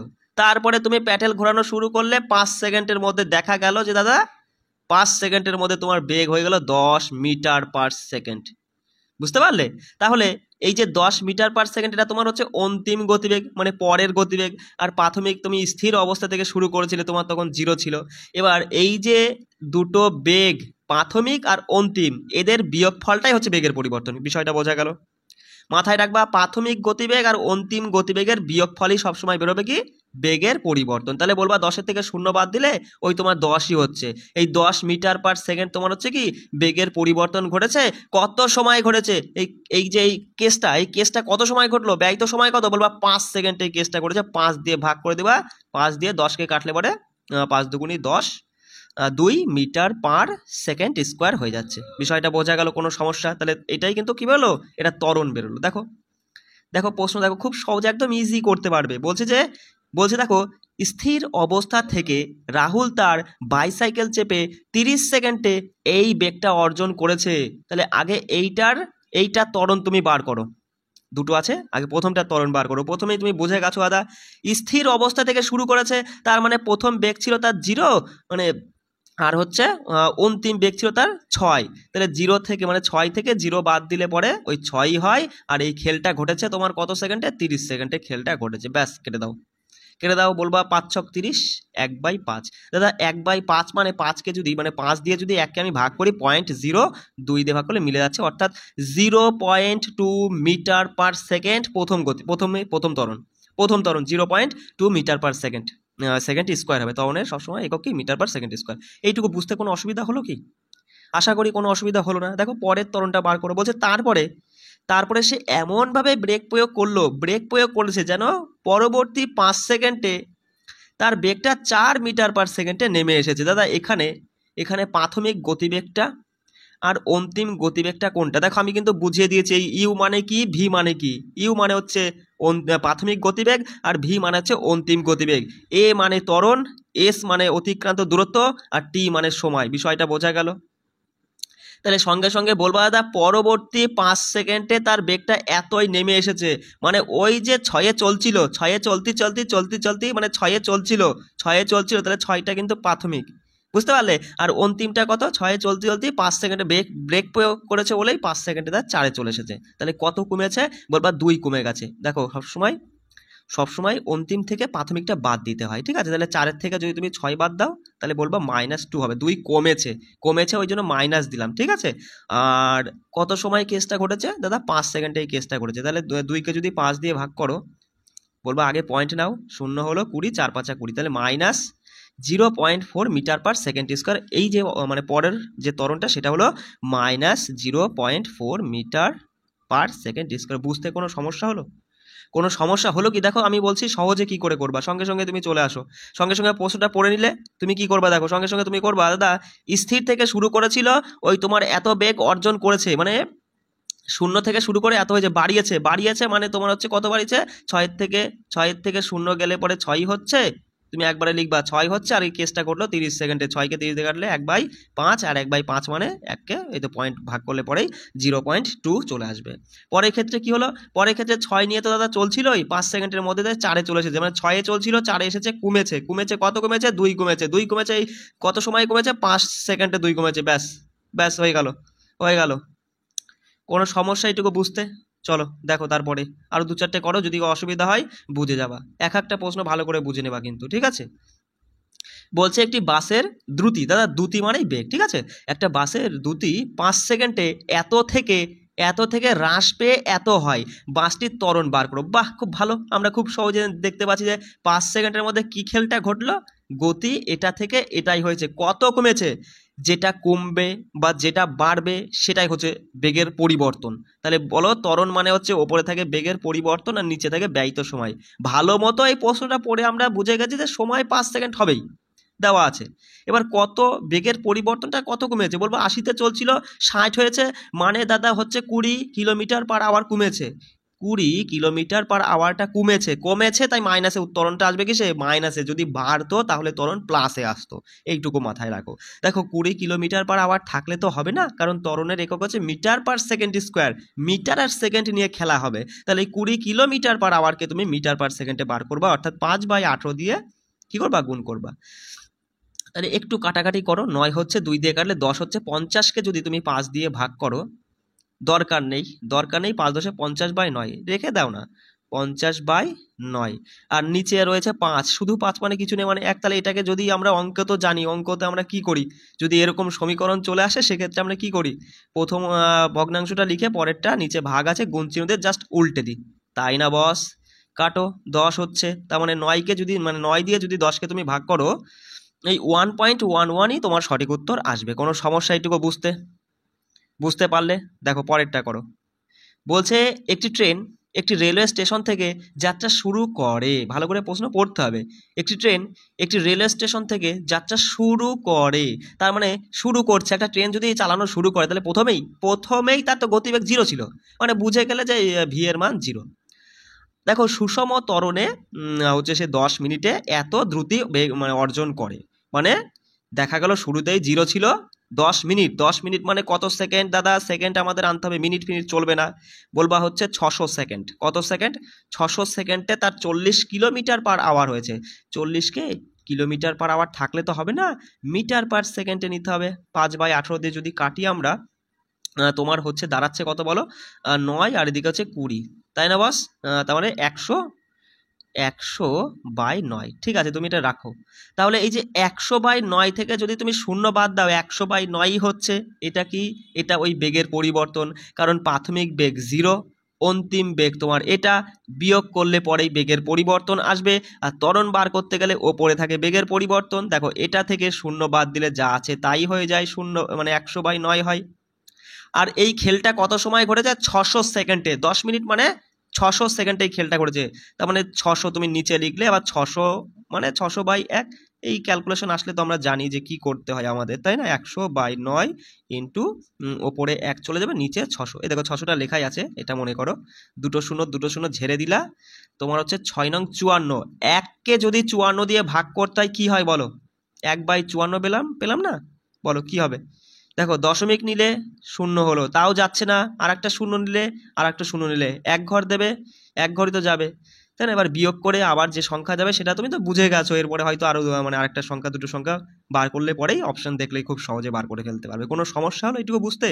এবার দেখো এই যে এইগুলো ছাড়াও, মানে এই ত্বরণের যে নিয়মটা, মানে ত্বরণ মানে যে বেগের পরিবর্তন বা ব্যয়িত সময়, এটা কোথা থেকে এসেছে? মানে এটা ওই তোমার ওই গতির যে প্রথম সূত্র না, সেটাই কিন্তু। দেখো গতির প্রথম সূত্র কি বলে যে v is equal to u plus at. এটা দিয়েও তুমি খুব সহজে কিন্তু ত্বরণ বার করতে পারবে। আমি একটু শিখিয়ে দিয়ে একটু সময় লাগুক, বুঝে নাও। দেখো এই প্রশ্নটা দেখো। আচ্ছা, বলছে যে একটি বাসের দ্রুতি 5 সেকেন্ডে তোমার এত কিলোমিটার পার আওয়ার থেকে এত কিলোমিটার পার আওয়ার হয়, তা বাসটির ত্বরণ নির্ণয় করতে বলেছে। দাদা কত থেকে কত হয়? এত থেকে এত হয়। তাহলে এটা কি? এটা তোমার হচ্ছে প্রাথমিক গতিবেগ, এটা অন্তিম গতিবেগ, আর এটা হচ্ছে সময়। আর আমাদের এর মান বার করতে বলেছে ত্বরণ। আমরা গতির প্রথম সূত্র জানি, v is equal to u plus at. Just সবগুলোর মান বসিয়ে দেবা। দেখো ভি মানে হচ্ছে বলবা 60, এটাকে মিটার পার সেকেন্ডে আনবা, এনে বসাবা। ইউ হচ্ছে এখানে 80 kilometre per hour, metre per সেকেন্ডে এখানে বসাবা, যোগ দিবা, এ রাখবা, টির জায়গায় 5 সেকেন্ড বসাবা, ব্যাস এটুকু ক্যালকুলেশন করবা, দেখবা একদম সেম উত্তর আসতে বাধ্য, কেউ ঠেকাতে পারবে না। বিষয়টা বোঝা গেল? চলো দেখো এর পরে অঙ্ক আছে, তো তখন আমরা এই সূত্রের উপরে যাব, কোনো চিন্তা করো না। আচ্ছা এই দেখো ভালো করে সূত্র করা আগে মুখস্থ করো আগে, নাহলে কিন্তু পরের অঙ্ক কিছু ঘন্টাও কিন্তু মাথায় ঢুকবে না। বলছে দেখো গতির প্রথম সূত্র v is equal to u plus at, বলো আমার সঙ্গে 2-3 বার, v is equal to u plus at, v is equal to u plus at, যেখানে ভি মানে অন্তিম বেগ, ভি হলো অন্তিম বেগ, ভি হলো অন্তিম বেগ। দাদা অন্তিম বেগ মানে পরের বেগ, শেষের বেগ, পরের বেগ বা শেষের বেগ হলো ভি চিহ্ন দ্বারা প্রকাশ করব। ইউ মানে বস্তুর প্রাথমিক বেগ, মানে শুরুতেই যে বেগটা ছিল সেটাকে ইউ বলবো। আর টি মানে তো জানি, টি মানে হচ্ছে সময়, আর এ হলো ত্বরণ, এ হলো কি, এ মানে ত্বরণ। এস মানে কি দাদা, এস মানে হচ্ছে অতিক্রান্ত দূরত্ব, এস মানে কি অতিক্রান্ত দূরত্ব, মাথায় থাকবে। এবার 3টে সূত্র ঝেড়ে ঘেসে মুখস্থ করো। V is equal to u plus at, s is equal to UT plus half at square, s is equal to UT plus half at square. তারপরে বলো 2as is equal to v square minus u square, 2as is equal to v square minus u square. এবার প্রশ্ন, চলো প্রশ্নে চলে যাই। হ্যাঁ এখানে তো অঙ্ক নেই, আহা 1 মিনিট বস, একটু কষ্ট করে থাকতে হবে, আমার সঙ্গে জুড়ে থাকতেই হবে, ঠিক আছে? আর আজকে কিন্তু পুরো একদম নবম শ্রেণীর যা আছে নিউমেরিক্যাল সব কিন্তু ঝেড়ে গেছে, আমরা আজকে করে নেবো, চিন্তা করতে হবে না, আমি তো রয়েছি তোমাদের সাথে। দেখো বলছে একটি গাড়ি 5 সেকেন্ড সময়ে সুষম ত্বরণে এত, দেখো এটা কি বলতো, তুমি আগে বোঝার চেষ্টা করো। এই যে কিলোমিটার পার আওয়ার অথবা অথবা যদি মিটার পার সেকেন্ড থাকে, এগুলো কি বোঝায়, এগুলো কি মানে কার একক? তুমি বলবাই যে এগুলো হচ্ছে বেগের একক, বেগ কোনো না কোনো বেগ হবেই, সে প্রাথমিক বেগ হোক অথবা অন্তিম বেগ হোক, বুঝতে পারলে? এগুলো কিন্তু যখনই এই যে কোনো সংখ্যার সাথে কিলোমিটার পার আওয়ার বা মিটার পার সেকেন্ড দেখবে, বুঝে নেবে এগুলো হচ্ছে কোনো না কোনো বেগ, সে অন্তিম বেগ হোক অথবা প্রাথমিক বেগ হোক। আর যে সংখ্যার সাথে এস কথাটা থাকবে, বুঝতেই পারছো সেটা সেকেন্ড অর্থাৎ সময়কে বোঝাচ্ছে, টির মান। আর যে কথার সাথে মানে যে সংখ্যার সাথে মিটার পার সেকেন্ডের পরে স্কোয়ারটা চলে আসবে, তাহলে বুঝে নেবা এর সাথে যে সংখ্যায় থাকুক না কেন সেই সংখ্যাটা কিন্তু ত্বরণকে বোঝাচ্ছে। কাকে বোঝাচ্ছে? ত্বরণকে। এই জিনিসগুলো আগে বুঝতে হবে। তাহলে প্রশ্ন তুমি পড়তে না পড়তেই তুমি বুঝে গেছো আদা এখানে কি আছে।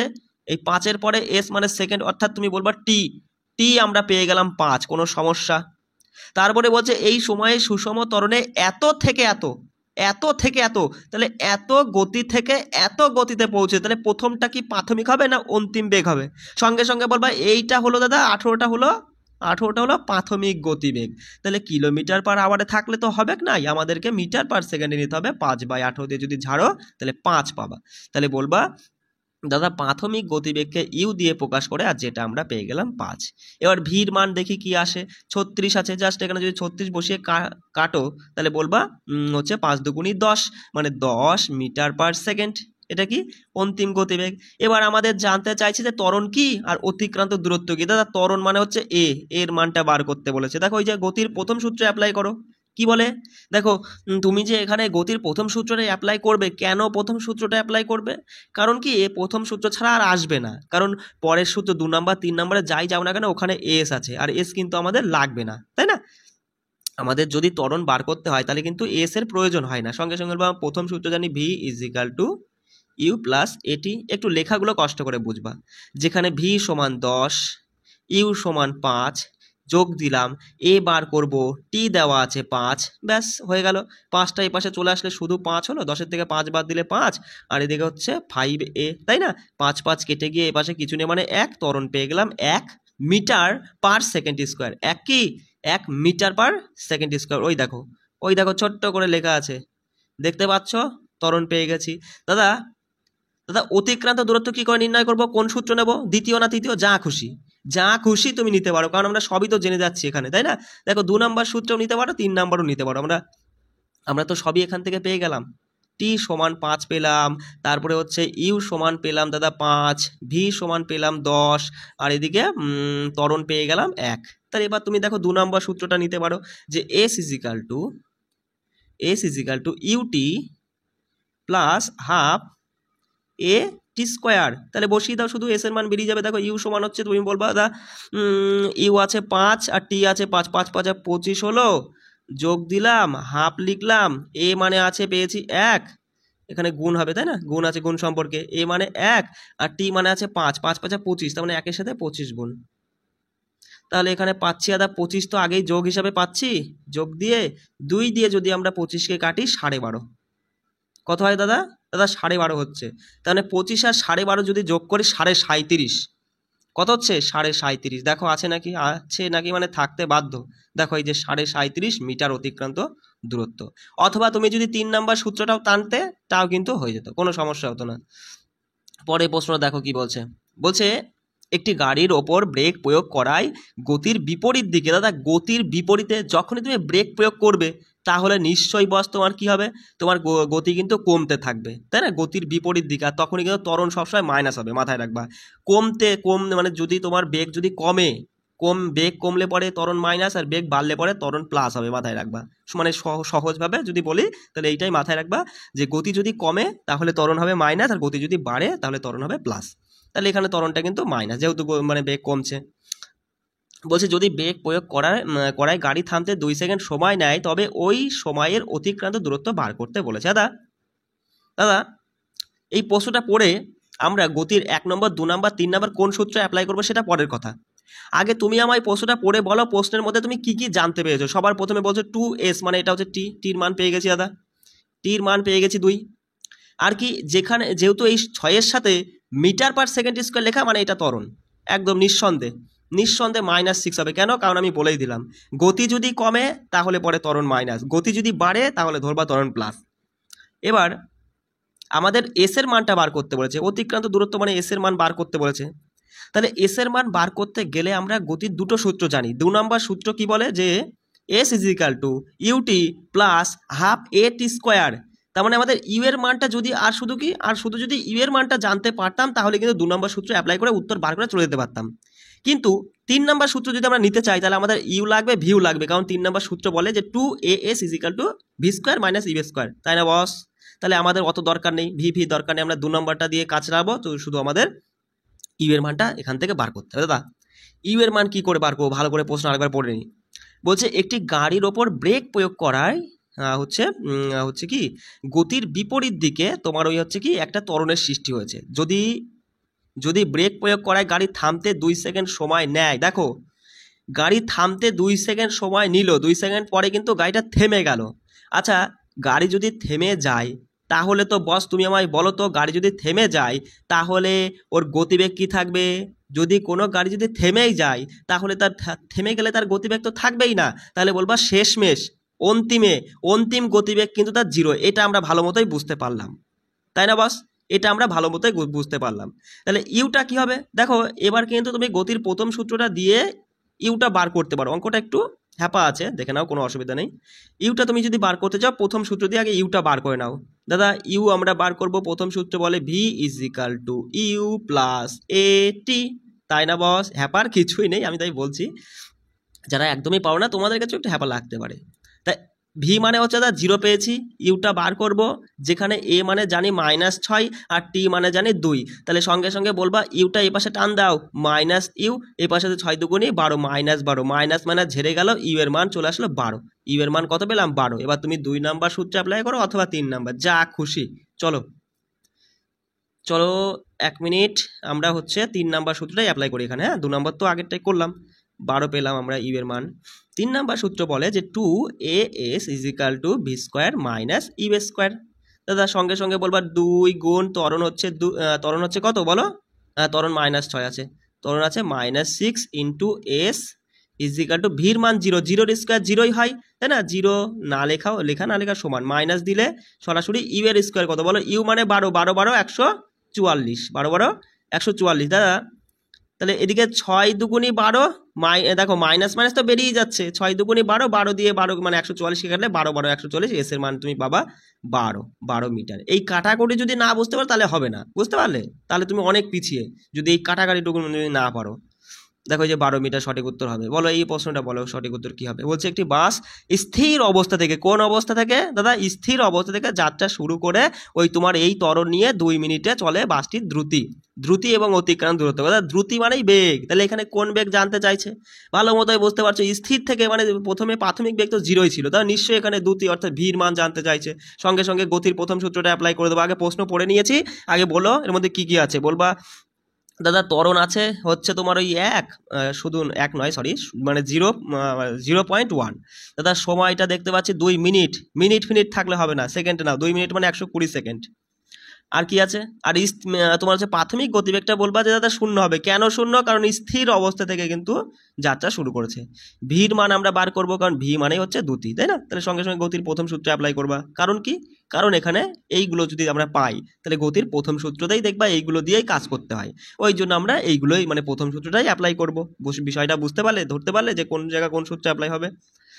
দেখো হয়তো অনেকে মনে করছে একটু বেশি বকছি, কেন বলো তো? কারণ যারা পারো না তোমরা এই ফ্রি 3টে ক্লাস যদি দেখো, এই 3টে ক্লাসে তোমার নবম শ্রেণী পুরোপুরি শেষ।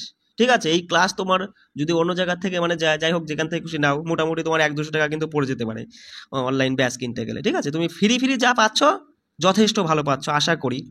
ভালো লাগলে মানে কি বলবো, একটা অন্তত লাইক করো, এটাই চাই। তা দেখেন বলবো দাদা হচ্ছে কি প্রথম সূত্র কি, v is equal to u plus at. চলো বসাও।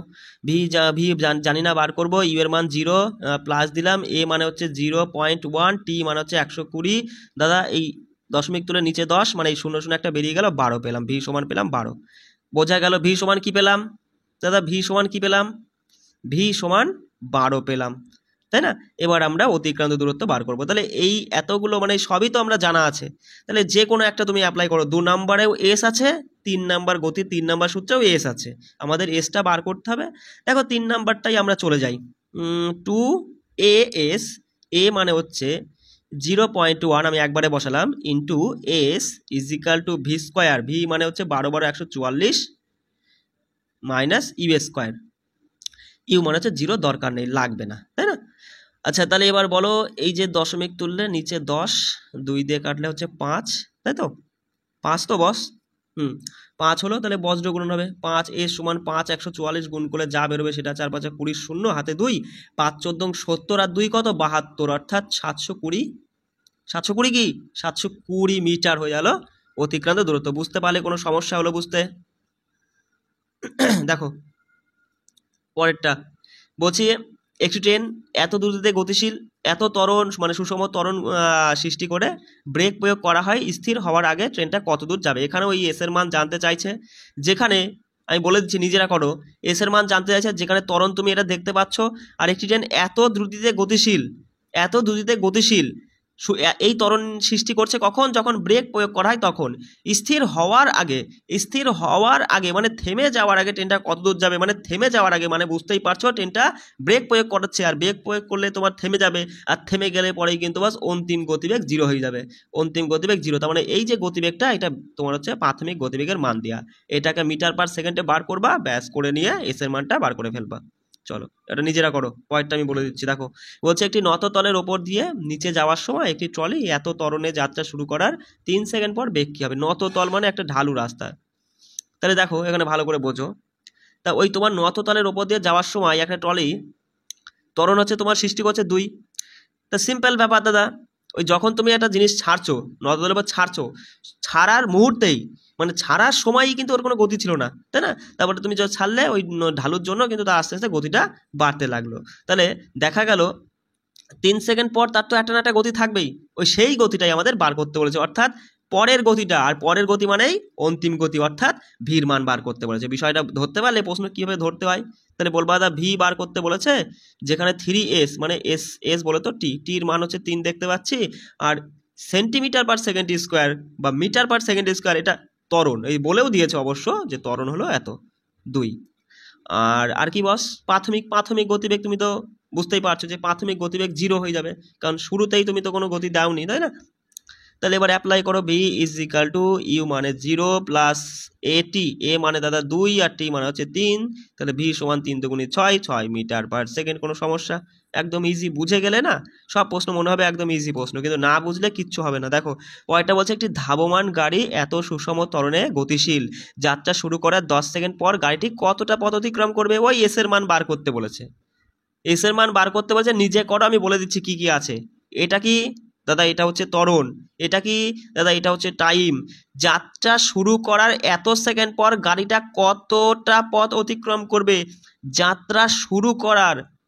যাত্রা শুরুতেই তাহলে গতিবেগ 0 ছিল, অর্থাৎ ইউ এর মান কিন্তু 0, প্রাথমিক গতিবেগ 0 ছিল, তাই না? তাহলে অন্তিম গতিবেগটা তোমার কত হবে, গাড়ি কতটা পথ অতিক্রম করবে। দাদা অন্তিম গতিবেগ তো দেওয়া নেই, কি করব? দরকার নেই, আমি করিয়ে দিই। দেখো গতির 2 নম্বর সূত্রে কিন্তু অন্তিম গতিবেগ লাগে না। সঙ্গে সঙ্গে বলবা প্রশ্নে দেখতে পাচ্ছি a সমান 4, t সমান দাদা 10, আর হচ্ছে শুরুতেই মানে ইউ এর মান 0, আর আমাদের এস এর মান জানতে চাইছে, মানে অতিক্রান্ত পথ মানে সেটা আর কি বুঝতে পারছো, অতিক্রান্ত দূরত্ব।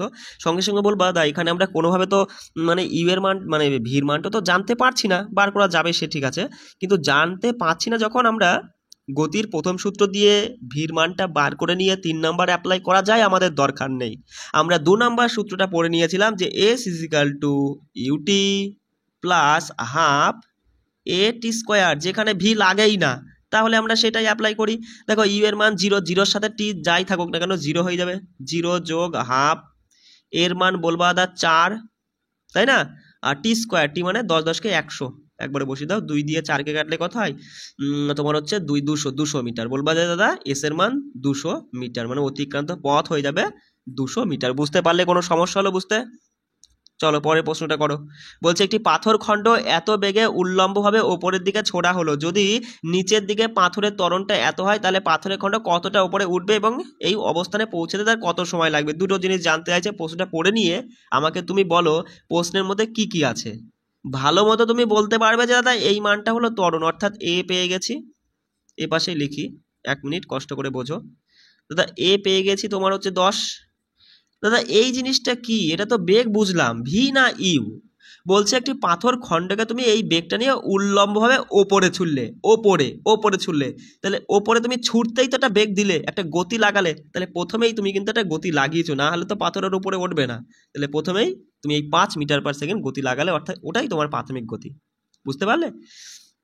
এবার আমাদের দেখতে হবে যে হচ্ছে আর কিছু আছে কি, আর কিছু নেই, তাই না?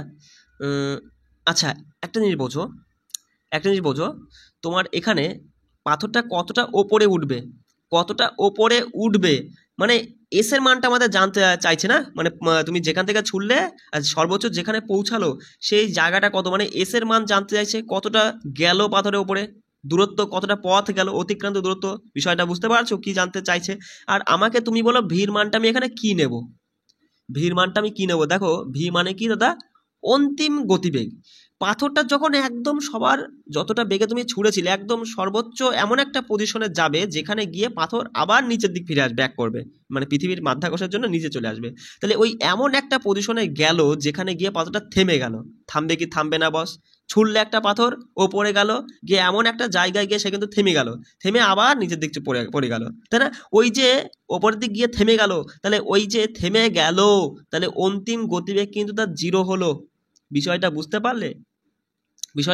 আমার কথাটা তুমি ধরতে পারলে আমি কি বলতে চাইছি?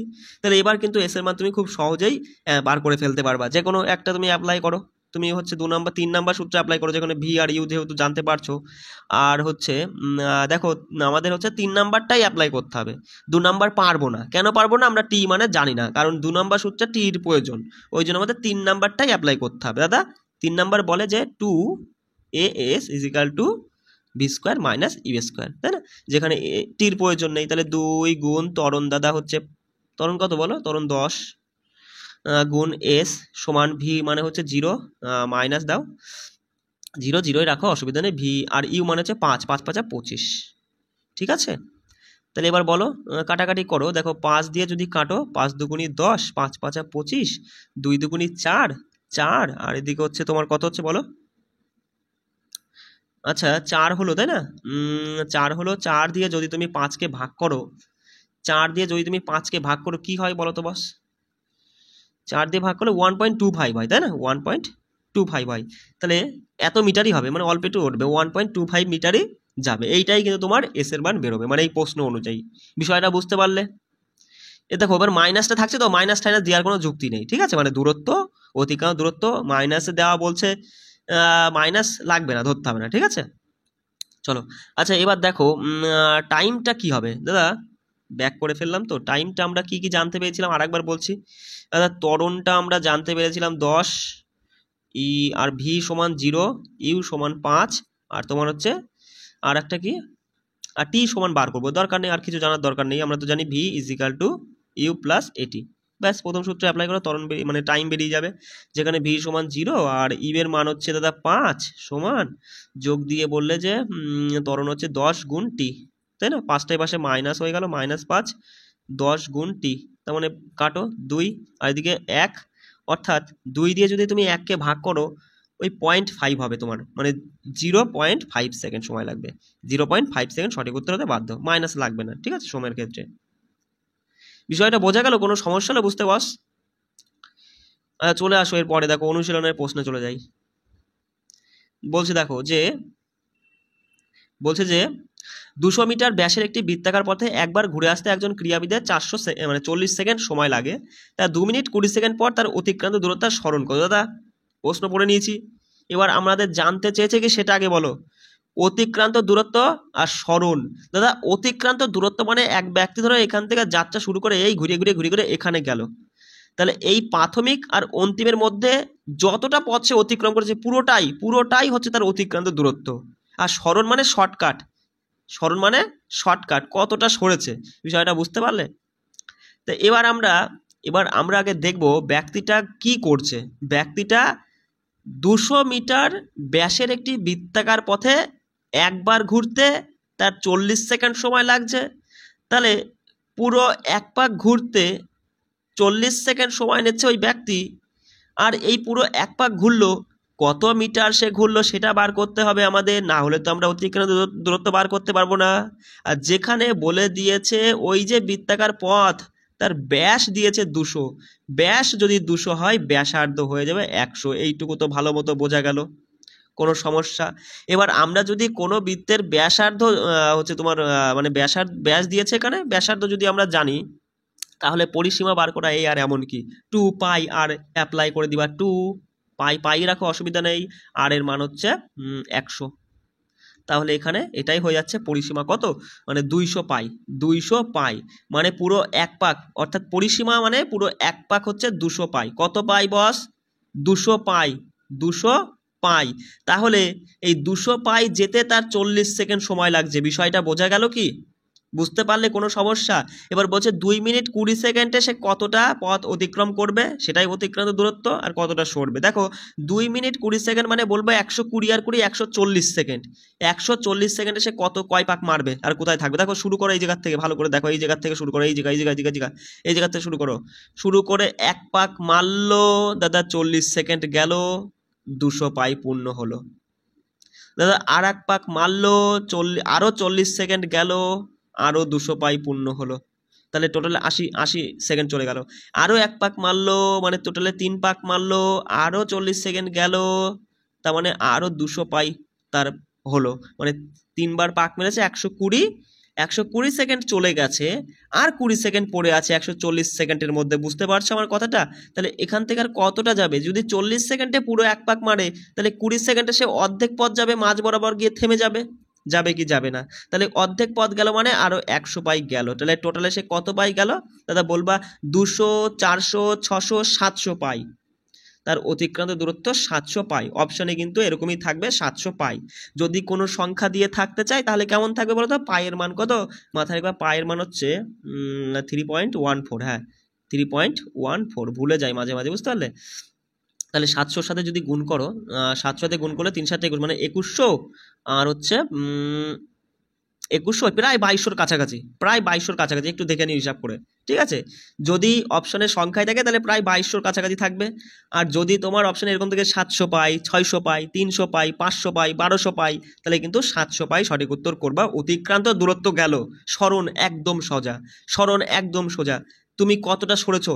শুরুতে তুমি এখানে ছিলে, আমি দেখতে পাচ্ছ আমার কালার, মানে আমি কোথা থেকে কি মানে কোথায় দাগ দিচ্ছি, এই দেখো শুরুতে এখানে ছিলা, শেষ করেছো এই জায়গাটায়, তাহলে তুমি সরেছো কতটা? সোজা শুধু একটা দাগ টান দাও, এইটুকু সরেছে, সোজা শুধু দাগ টান দেওয়া মানেই বৃত্তের ব্যাস হয়ে গেল। আর বৃত্তের ব্যাসটা তো কত বলেই দিয়েছে, 200 মিটার, ব্যাস 200 মিটার সরণ হয়েছে। কোনো সমস্যা বুঝতে? একটু সময় লাগুক কিন্তু বুঝে নাও, এমনভাবে বুঝে নাও যাতে পরে এই ধরনের প্রশ্ন আসলে একদম তখরভাবে করতে পারো। বলছে জোসেফ জগিং করে এত মিনিট এত সেকেন্ডে সে এত মিটার দীর্ঘ সোজা পথের এক প্রান্ত এ থেকে বি প্রান্তে পৌঁছায়। বেশ ভালো কথা। পরে বাঁক নিয়ে একই পথে এত মিনিটে সে 100 মিটার দূরে সি বিন্দুতে ফিরে আসে, এ থেকে বি পর্যন্ত এবং এ থেকে সি পর্যন্ত জগিংয়ের ক্ষেত্রে জোসেফের গড় দ্রুতি এবং গড় বেগ দুটো জানতে চাইছে। দেখো প্রথমে বলছে এ থেকে বি পর্যন্ত গড় দ্রুতি গড় বেগ বার করো, আবার এ থেকে সি পর্যন্ত গড় দ্রুতি গড় বেগ বার করো। ঠিক আছে, আমরা ছোট্ট করে একটু আঁকার চেষ্টা করি।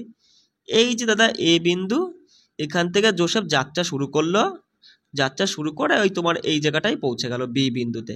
আর বি বিন্দুতে যেই পৌঁছালো দেখো সে কতটুকু গিয়েছে, 300 মিটার, এই টোটালটা 300 মিটার। 300 মিটার গেল, এ থেকে বিতে পৌঁছালো। সময় লেগেছে কত, আমি নিচেই সময়টা লিখছি। সময় লেগেছে 2 মিনিট 30 সেকেন্ড, মানে তোমার হচ্ছে দাদা 120 আর 30 150 সেকেন্ড। 150 সেকেন্ড সময় লেগেছে, ঠিক আছে, এটা এস সেকেন্ড। বেশ ভালো কথা। আচ্ছা দাদা আবার কেসটা কি ঘটলো, পরে বাঁক নিয়ে একই পথে 1 মিনিট পর সে 100 মিটার দূরের সি বিন্দুতে ফিরে আসে। দেখো একই পথে, এই পথে এখানে সে ছিল, বি থেকে আবার বাঁক নিয়ে 100 মিটার দূরে সি বিন্দুতে সে ফিরে আসে। এইটুকু হচ্ছে 100 মিটার, বুঝতে পারলে? আর সময় লেগেছে কত, ওই তোমার হচ্ছে 1 মিনিট মানে 60 সেকেন্ড সময় লেগেছে। বিষয়টা বোঝা গেল? এবার আগে এই এ নাম্বার প্রশ্নের সমাধান করো, বলো এ থেকে বি পর্যন্ত এর গড় দ্রুতি কত। দাদা গড় দ্রুতি মানে কি, মোট অতিক্রান্ত দূরত্ব বাই মোট সময়, এই যে টুকাই আছে, মোট অতিক্রান্ত দূরত্ব 300, এ থেকে বি পর্যন্ত, কিন্তু এ থেকে বি পর্যন্ত মোট অতিক্রান্ত 300 আর সময় 150, কাটো 2 চলে আসবে। 2 কি গড় দ্রুতির একক কি, দ্রুতির একক metre per second, 2 metre per second সঠিক উত্তর। কোনো সমস্যা বুঝতে কোনো সমস্যা? গড় বেগ মানে কি, সরণ বাই সময়। দাদা সরণ বাই সময় কতটা সরেছে, ওই তোমার হচ্ছে এটা সরল রেখা বা সোজা পথে রাস্তায় গিয়েছে, তার মানে এই জায়গার থেকে এই জায়গা ওই 300 মিটারই সরেছে, আর তাতে ওই 150 সেকেন্ড সময় আছে, ওই একই ওই 2 মিটার পার সেকেন্ডও সরণ একই হচ্ছে, তাই না? তাহলে এ বিটটা বার করে ফেলেছে। আর বিসি দেখো, বিসির ক্ষেত্রে কি করেছে, বিসির ক্ষেত্রে গড় দ্রুতি বার করতে গেলে আমাদের ওপরে লাগবে মোট অতিক্রান্ত দূরত্ব, যেটা আমরা দেখছি এ থেকে বিতে গেল 300 গেল, আবার সিতে আসলো আরো 100, 400, টোটালে 400 গেল। আর তাতে সময় লেগেছে কত, বলবা দাদা এ থেকে বিতে যেতে 150, আর এদিকে আরো 60, মানে 150 সেকেন্ড আর 60 সেকেন্ড, তো কত হয় বলো? 150 আর 60 হচ্ছে তোমার বলবা যে হচ্ছে তোমার কত, মানে 210 সেকেন্ড, তাই তো বাস? তাহলে এই যে এবার কাটলে পরে অতিক্রান্ত মানে গড় দ্রুতি বেরিয়ে যাবে।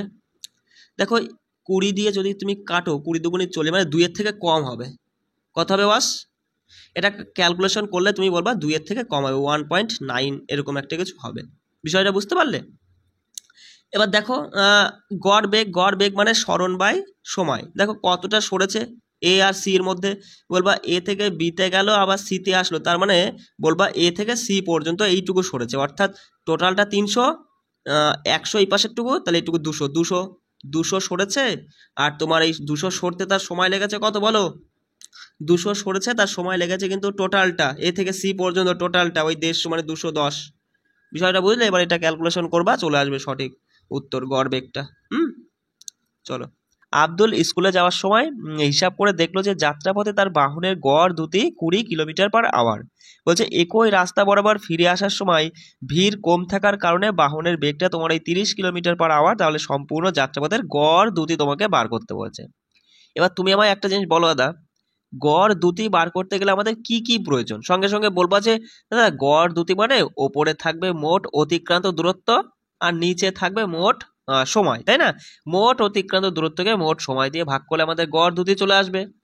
এবার প্রশ্নের মধ্যে তুমি কি কোথাও দূরত্ব বা সময় এটা কি দেখতে পাচ্ছ না? তুমি কি দেখতে পাচ্ছ, কিলোমিটার পার আওয়ার, এটা কি আমাকে তাই বলো আগে।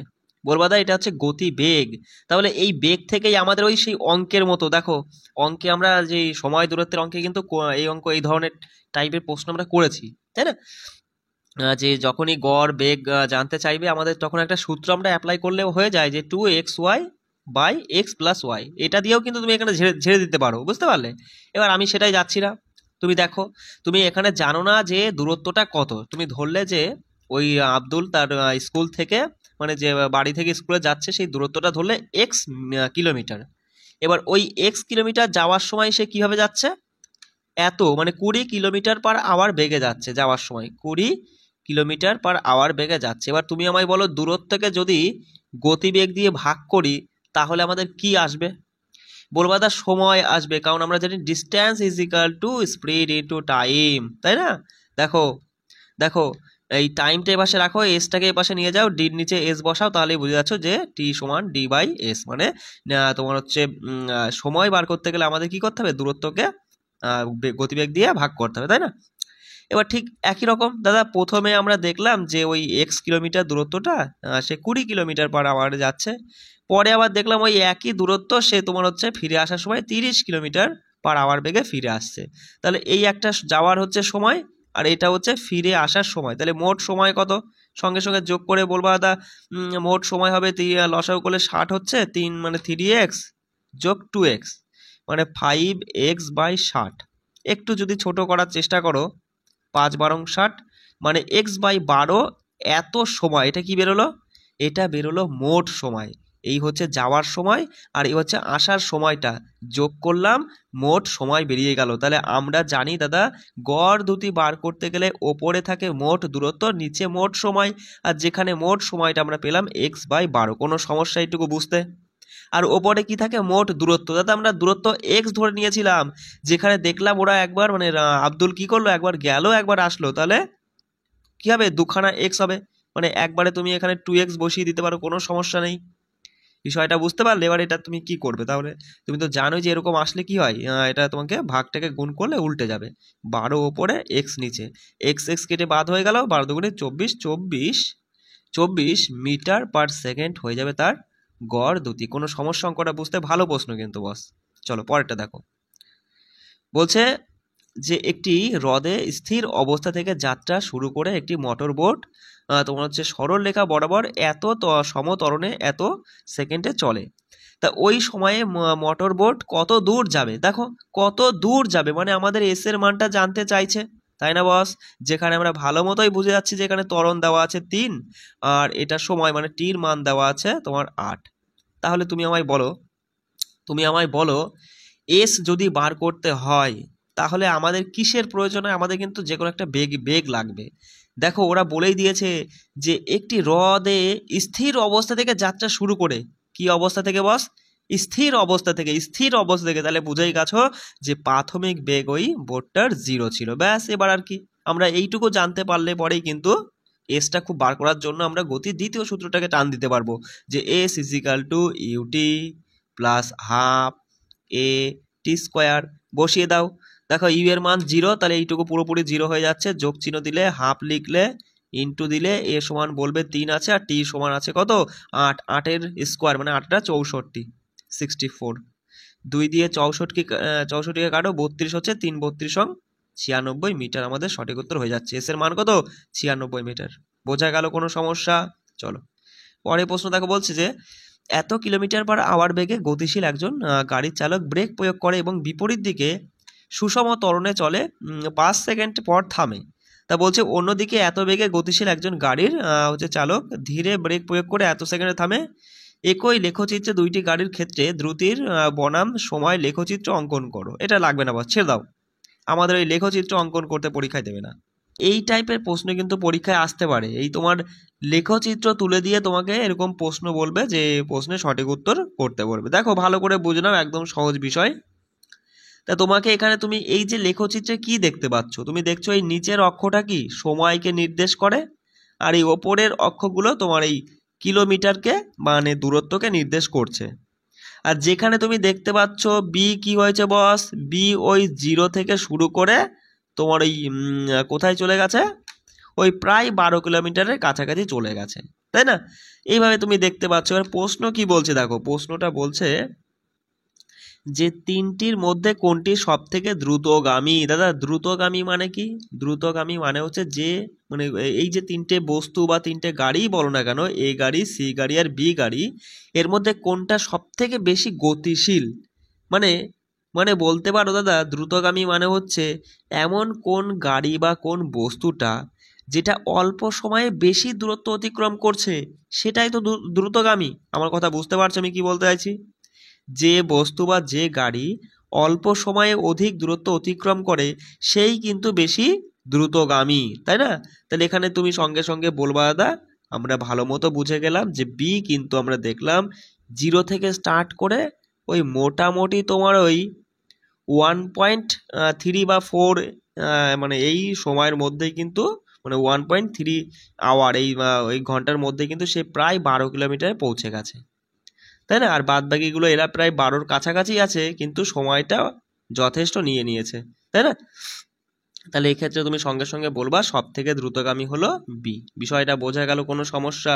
একদম সহজ বিষয়। দেখো পরেরটা বলছে যে যখন বি এ কে অতিক্রম করে তখন সি কত দূর অতিক্রম করবে। দেখো বি যখন এ কে অতিক্রম করছে, কোন পয়েন্টে বি আর এ মিলেছে, সঙ্গে সঙ্গে বলবা বি এই তোমার হচ্ছে এই পয়েন্টে, এই পয়েন্টটাই কিন্তু একটু কষ্ট করে বুঝে নাও, এই পয়েন্টে বি এ কে অতিক্রম করছে। আর সেই সময় সি কোথায়? সি তো দাদা এই যে এই জায়গাটাই, মানে সেই সময়টাই বোঝো, এই যে সময়ের অক্ষ, বুঝতে পারলে? সেই সময় সি হচ্ছে এই পয়েন্টে ছিল। তাহলে সি কত দূর অতিক্রম করছে বলবা দাদা?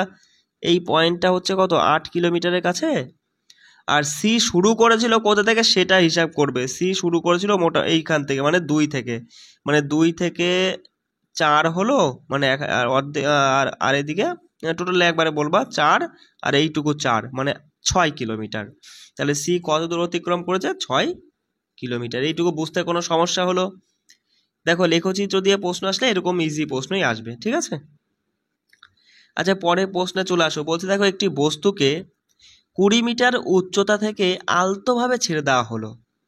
যদি এর বেগ এত মিটার পার সেকেন্ড স্কোয়ার সুষম হারে বৃদ্ধি পায়, তবে কি বেগে এটি ভূপৃষ্ঠে আঘাত করবে, কতক্ষণ পর ভূপৃষ্ঠে আঘাত করবে? দারুণ প্রশ্ন দাদা। আমরা প্রশ্নটা পড়ে নিলাম, এবার বলো আমরা এই প্রশ্নের মধ্যে কি কি পাচ্ছি। প্রথমত এই যে একটা বস্তুকে 20 মিটার উচ্চতা থেকে তুমি আলতোভাবে ছেড়ে দিলে, তাহলে এই যে 20 মিটার উচ্চতা, এটা কি বলো তো বস? এটা কিন্তু, এটা কি, এটা বলবা উচ্চতা, মানে একটা দূরত্ব, একটা দৈর্ঘ্য, অর্থাৎ অতিক্রান্ত দূরত্বকে কিন্তু এই 20টা রাখা যায়, তাই না?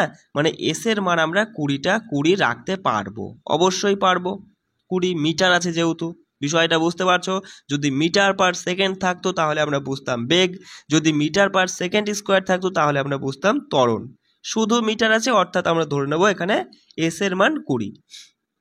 আর ভালো মতো এটা বুঝে গেছো যে মিটার পার সেকেন্ড স্কোয়ার অর্থাৎ ত্বরণ, যেটা এ সমান দিয়েছে 10, বোঝা গেল? এবার তুমি কি করলে, এই বস্তুটাকে উঁচু থেকে, মানে এত উচ্চতা থেকে আলতোভাবে ছেড়ে দিলে, ছাড়ার সময় জাস্ট ছেড়ে দিলে। তাহলে কি তুমি কোনো বল প্রয়োগ করলে ছাড়ার সময়? ছাড়ার সময়ই, মানে শুরুতেই কিন্তু তুমি কোনো বল দাওনি, অর্থাৎ প্রাথমিক বেগ কিন্তু তার 0ই ছিল। বিষয়টা বোঝা গেল? কোনো সমস্যা? এবার বলছে তবে সে কি বেগে এটি ভূপৃষ্ঠে আঘাত করবে, মানে ছেড়ে দেওয়ার পরে তোমার ওই হচ্ছে কি বেগে সেটি ভূপৃষ্ঠে আঘাত করবে, তার মানে আমাদের ভি এর মানটা জানতে চাইছে। বিষয়টা বুঝতে পারছো? তাহলে এখানে তুমি আমায় বলো দাদা, আমরা গতির কোন সূত্রটা অ্যাপ্লাই করতে পারি যেখানে এস জানি, এ জানি, ইও জানি, ভি জানি না, শুধু মানে ভিটা আমাদের শুধু বার করতে হবে, আমাদের টি নেই, মানে সময় ঠময় নেই। তাহলে সঙ্গে সঙ্গে আমরা গতির 3 নাম্বার সূত্রে চলে যাব, যেখানে টি ছাড়াই কিন্তু আমাদের ভি এর মান বার করা যায়। আমরা জানি 2as = v square minus u square. এটুকু বুঝতে কোনো সমস্যা? সঙ্গে সঙ্গে বলবা দা 2 গুণ ত্বরণ আছে 10, আর হচ্ছে গুণ এস, তাই তো, সমান দাও ভি স্কোয়ার, মানে ভি বার করব, ভি স্কোয়ার বার করব, ঠিক আছে? মানে ভি স্কোয়ারটা রাখো, মাইনাস দিয়ে ইউ এর মান 0টা লেখা না লেখা সমানই 0 স্কোয়ার, তাই না বস? বুঝতে পারছো? তাহলে এবার বলবা, ও এস এর মান তো 20 দিয়েছে, 1 মিনিট দেখো, এস এর মান 20 দিয়েছে। তাহলে গুণ করো, হচ্ছে 200 দুগুণে 400 হয়ে যাচ্ছে তোমার ভি স্কোয়ার। তাহলে খুব সহজেই তুমি বলবে ভি সমান কত, 20 হয়ে যাবে। 20 মিটার পার সেকেন্ড আমরা ভির মান পেয়ে গেলাম। এবার কতক্ষণ পরে সেটি ভূপৃষ্ঠে আঘাত করবে, তাহলে আমরা ভির মান যদি পেয়েই যাই, তাহলে টি বার করা এমন কি? সঙ্গে সঙ্গে আমরা কোথায় চলে যাব? আমরা গতির প্রথম সূত্র দিয়েই কিন্তু টিটা বার করে ফেলতে পারবো, তাই না? ভি সমান 20 পেয়ে গেছি, কিন্তু সঙ্গে সঙ্গে বলবা ভি = ইউ প্লাস এটি, যেখানে ভি 20 দাদা, ইউ সমান জানি না 0, মানে এই জানি না বলতে কি, মানে 0, আর এ সমান হচ্ছে 10 ইন্টু টি মান হচ্ছে কত, সেটাই তো বার করব। সঙ্গে সঙ্গে বলবো দাদা এটুকু তো বাদ হয়ে যাচ্ছে, 10 দিয়ে কাটলে 2 হচ্ছে, টির মান 2 সেকেন্ড, টি সমান 2 সেকেন্ড। বুঝতে কোনো সমস্যা হলো? ভালো প্রশ্ন কিন্তু, ঠিক আছে? চলো। চলে আসি এই লাস্ট প্রশ্নটা দেখো তোমার এই অধ্যায়ের। বলছে একটি কৃত্রিম উপগ্রহ এত কিমি ব্যাসার্ধের বৃত্তাকার কক্ষপথ বরাবর পৃথিবীর চারিদিকে ঘুরছে। যদি পৃথিবীর চারিদিকে পুরো মানে একবার ঘুরে আসতে তার এতটা সময় লাগে, তবে দ্রুতি নির্ণয় করো। দ্রুতি অর্থাৎ ভির মান বার করতে বলেছে। এমন প্রশ্ন, ভালো করে বোঝো, এমন প্রশ্ন যেখানে ভির মান জানতে চাইছে আর এই প্রশ্নের মধ্যে আমরা ব্যাসার্ধকে খুঁজে পাচ্ছি, তাহলে আমরা কোন সূত্র অ্যাপ্লাই করব? দাদা আমরা ছোট্ট একটা বিষয় জেনেছিলাম আগের দিন, ছোট্ট একটা বিষয় আমরা জেনেছিলাম, সেটা হচ্ছে কি, কোথায় গেল বস, কোথায় গেল সেটা? এই যে ছোট্ট একটা বিষয় জেনেছিলাম যে দ্রুতি সমান 2πr/t, তাই না? আর একটা জিনিস আমরা জেনেছিলাম যে দ্রুতি সমান 2πr/t। ব্যাস এটাই কিন্তু কাজে লাগবে। যেখানে ব্যাসার্ধ দেওয়া আছে তুমি বুঝেই যাবা, প্রশ্ন দেখলেই বুঝতে পারবা যে ব্যাসার্ধ আছে, তোমার হচ্ছে দ্রুতি বার করতে বলেছে, তাই না? বা এমন প্রশ্নটা ঘুরিয়েও দিতে পারে যেখানে সময় আছে, দ্রুতি আছে, ব্যাসার্ধ বার করতে বলেছে, সেটাও কিন্তু একই এই ফর্মুলার উপরেই পড়বে যে v is equal two 2πr/t। ব্যাস জাস্ট শুধু বসিয়ে দাও তাহলেই হবে। না, দ্রুতি বার করতে বলছে 2π এর মান হচ্ছে 22/7, ঠিক আছে, ইন্টু আর এর মান দিয়েছে দেখো, এটাই পুরোটাই ব্যাসার্ধ। আচ্ছা তাহলে বলবা যে হচ্ছে তোমার হচ্ছে কি 42250 বাই নিচে হচ্ছে তোমার টি মানে হচ্ছে 24। ব্যাস এইটুকু কাটাকাটি করো একটু কষ্ট করে। দেখো 2 দিয়ে কাটলে হচ্ছে 12, এদিকে 2 দিয়ে কাটলে উপরে 11 আর নিচে হচ্ছে 6। 7 দিয়ে কাটো, 7 দিয়ে এটাকে কাটলে হচ্ছে 6 7 42, একটা 0, 4 6 24, 25 10, 6 1 6, পয়েন্টের জন্য নিলাম হচ্ছে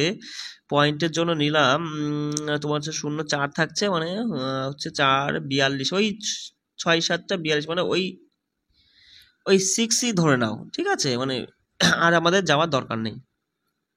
এবার 6 দিয়ে যদি তুমি এটাকে কাটো, আচ্ছা দেখো 6 দিয়ে যদি তুমি এটাকে কাটো কি হচ্ছে বস, সঙ্গে সঙ্গে বলবা যে 6 × 6 0, আর একটা 0, 6 7 42, মানে 107 এরকম হবে। 107 মানে সরি 107 বলছি কেন, মানে 1007, 1007 এর সাথে 11 গুণ করা মানে আর একবার একটা ঘর ছেড়ে দিয়ে লেখা।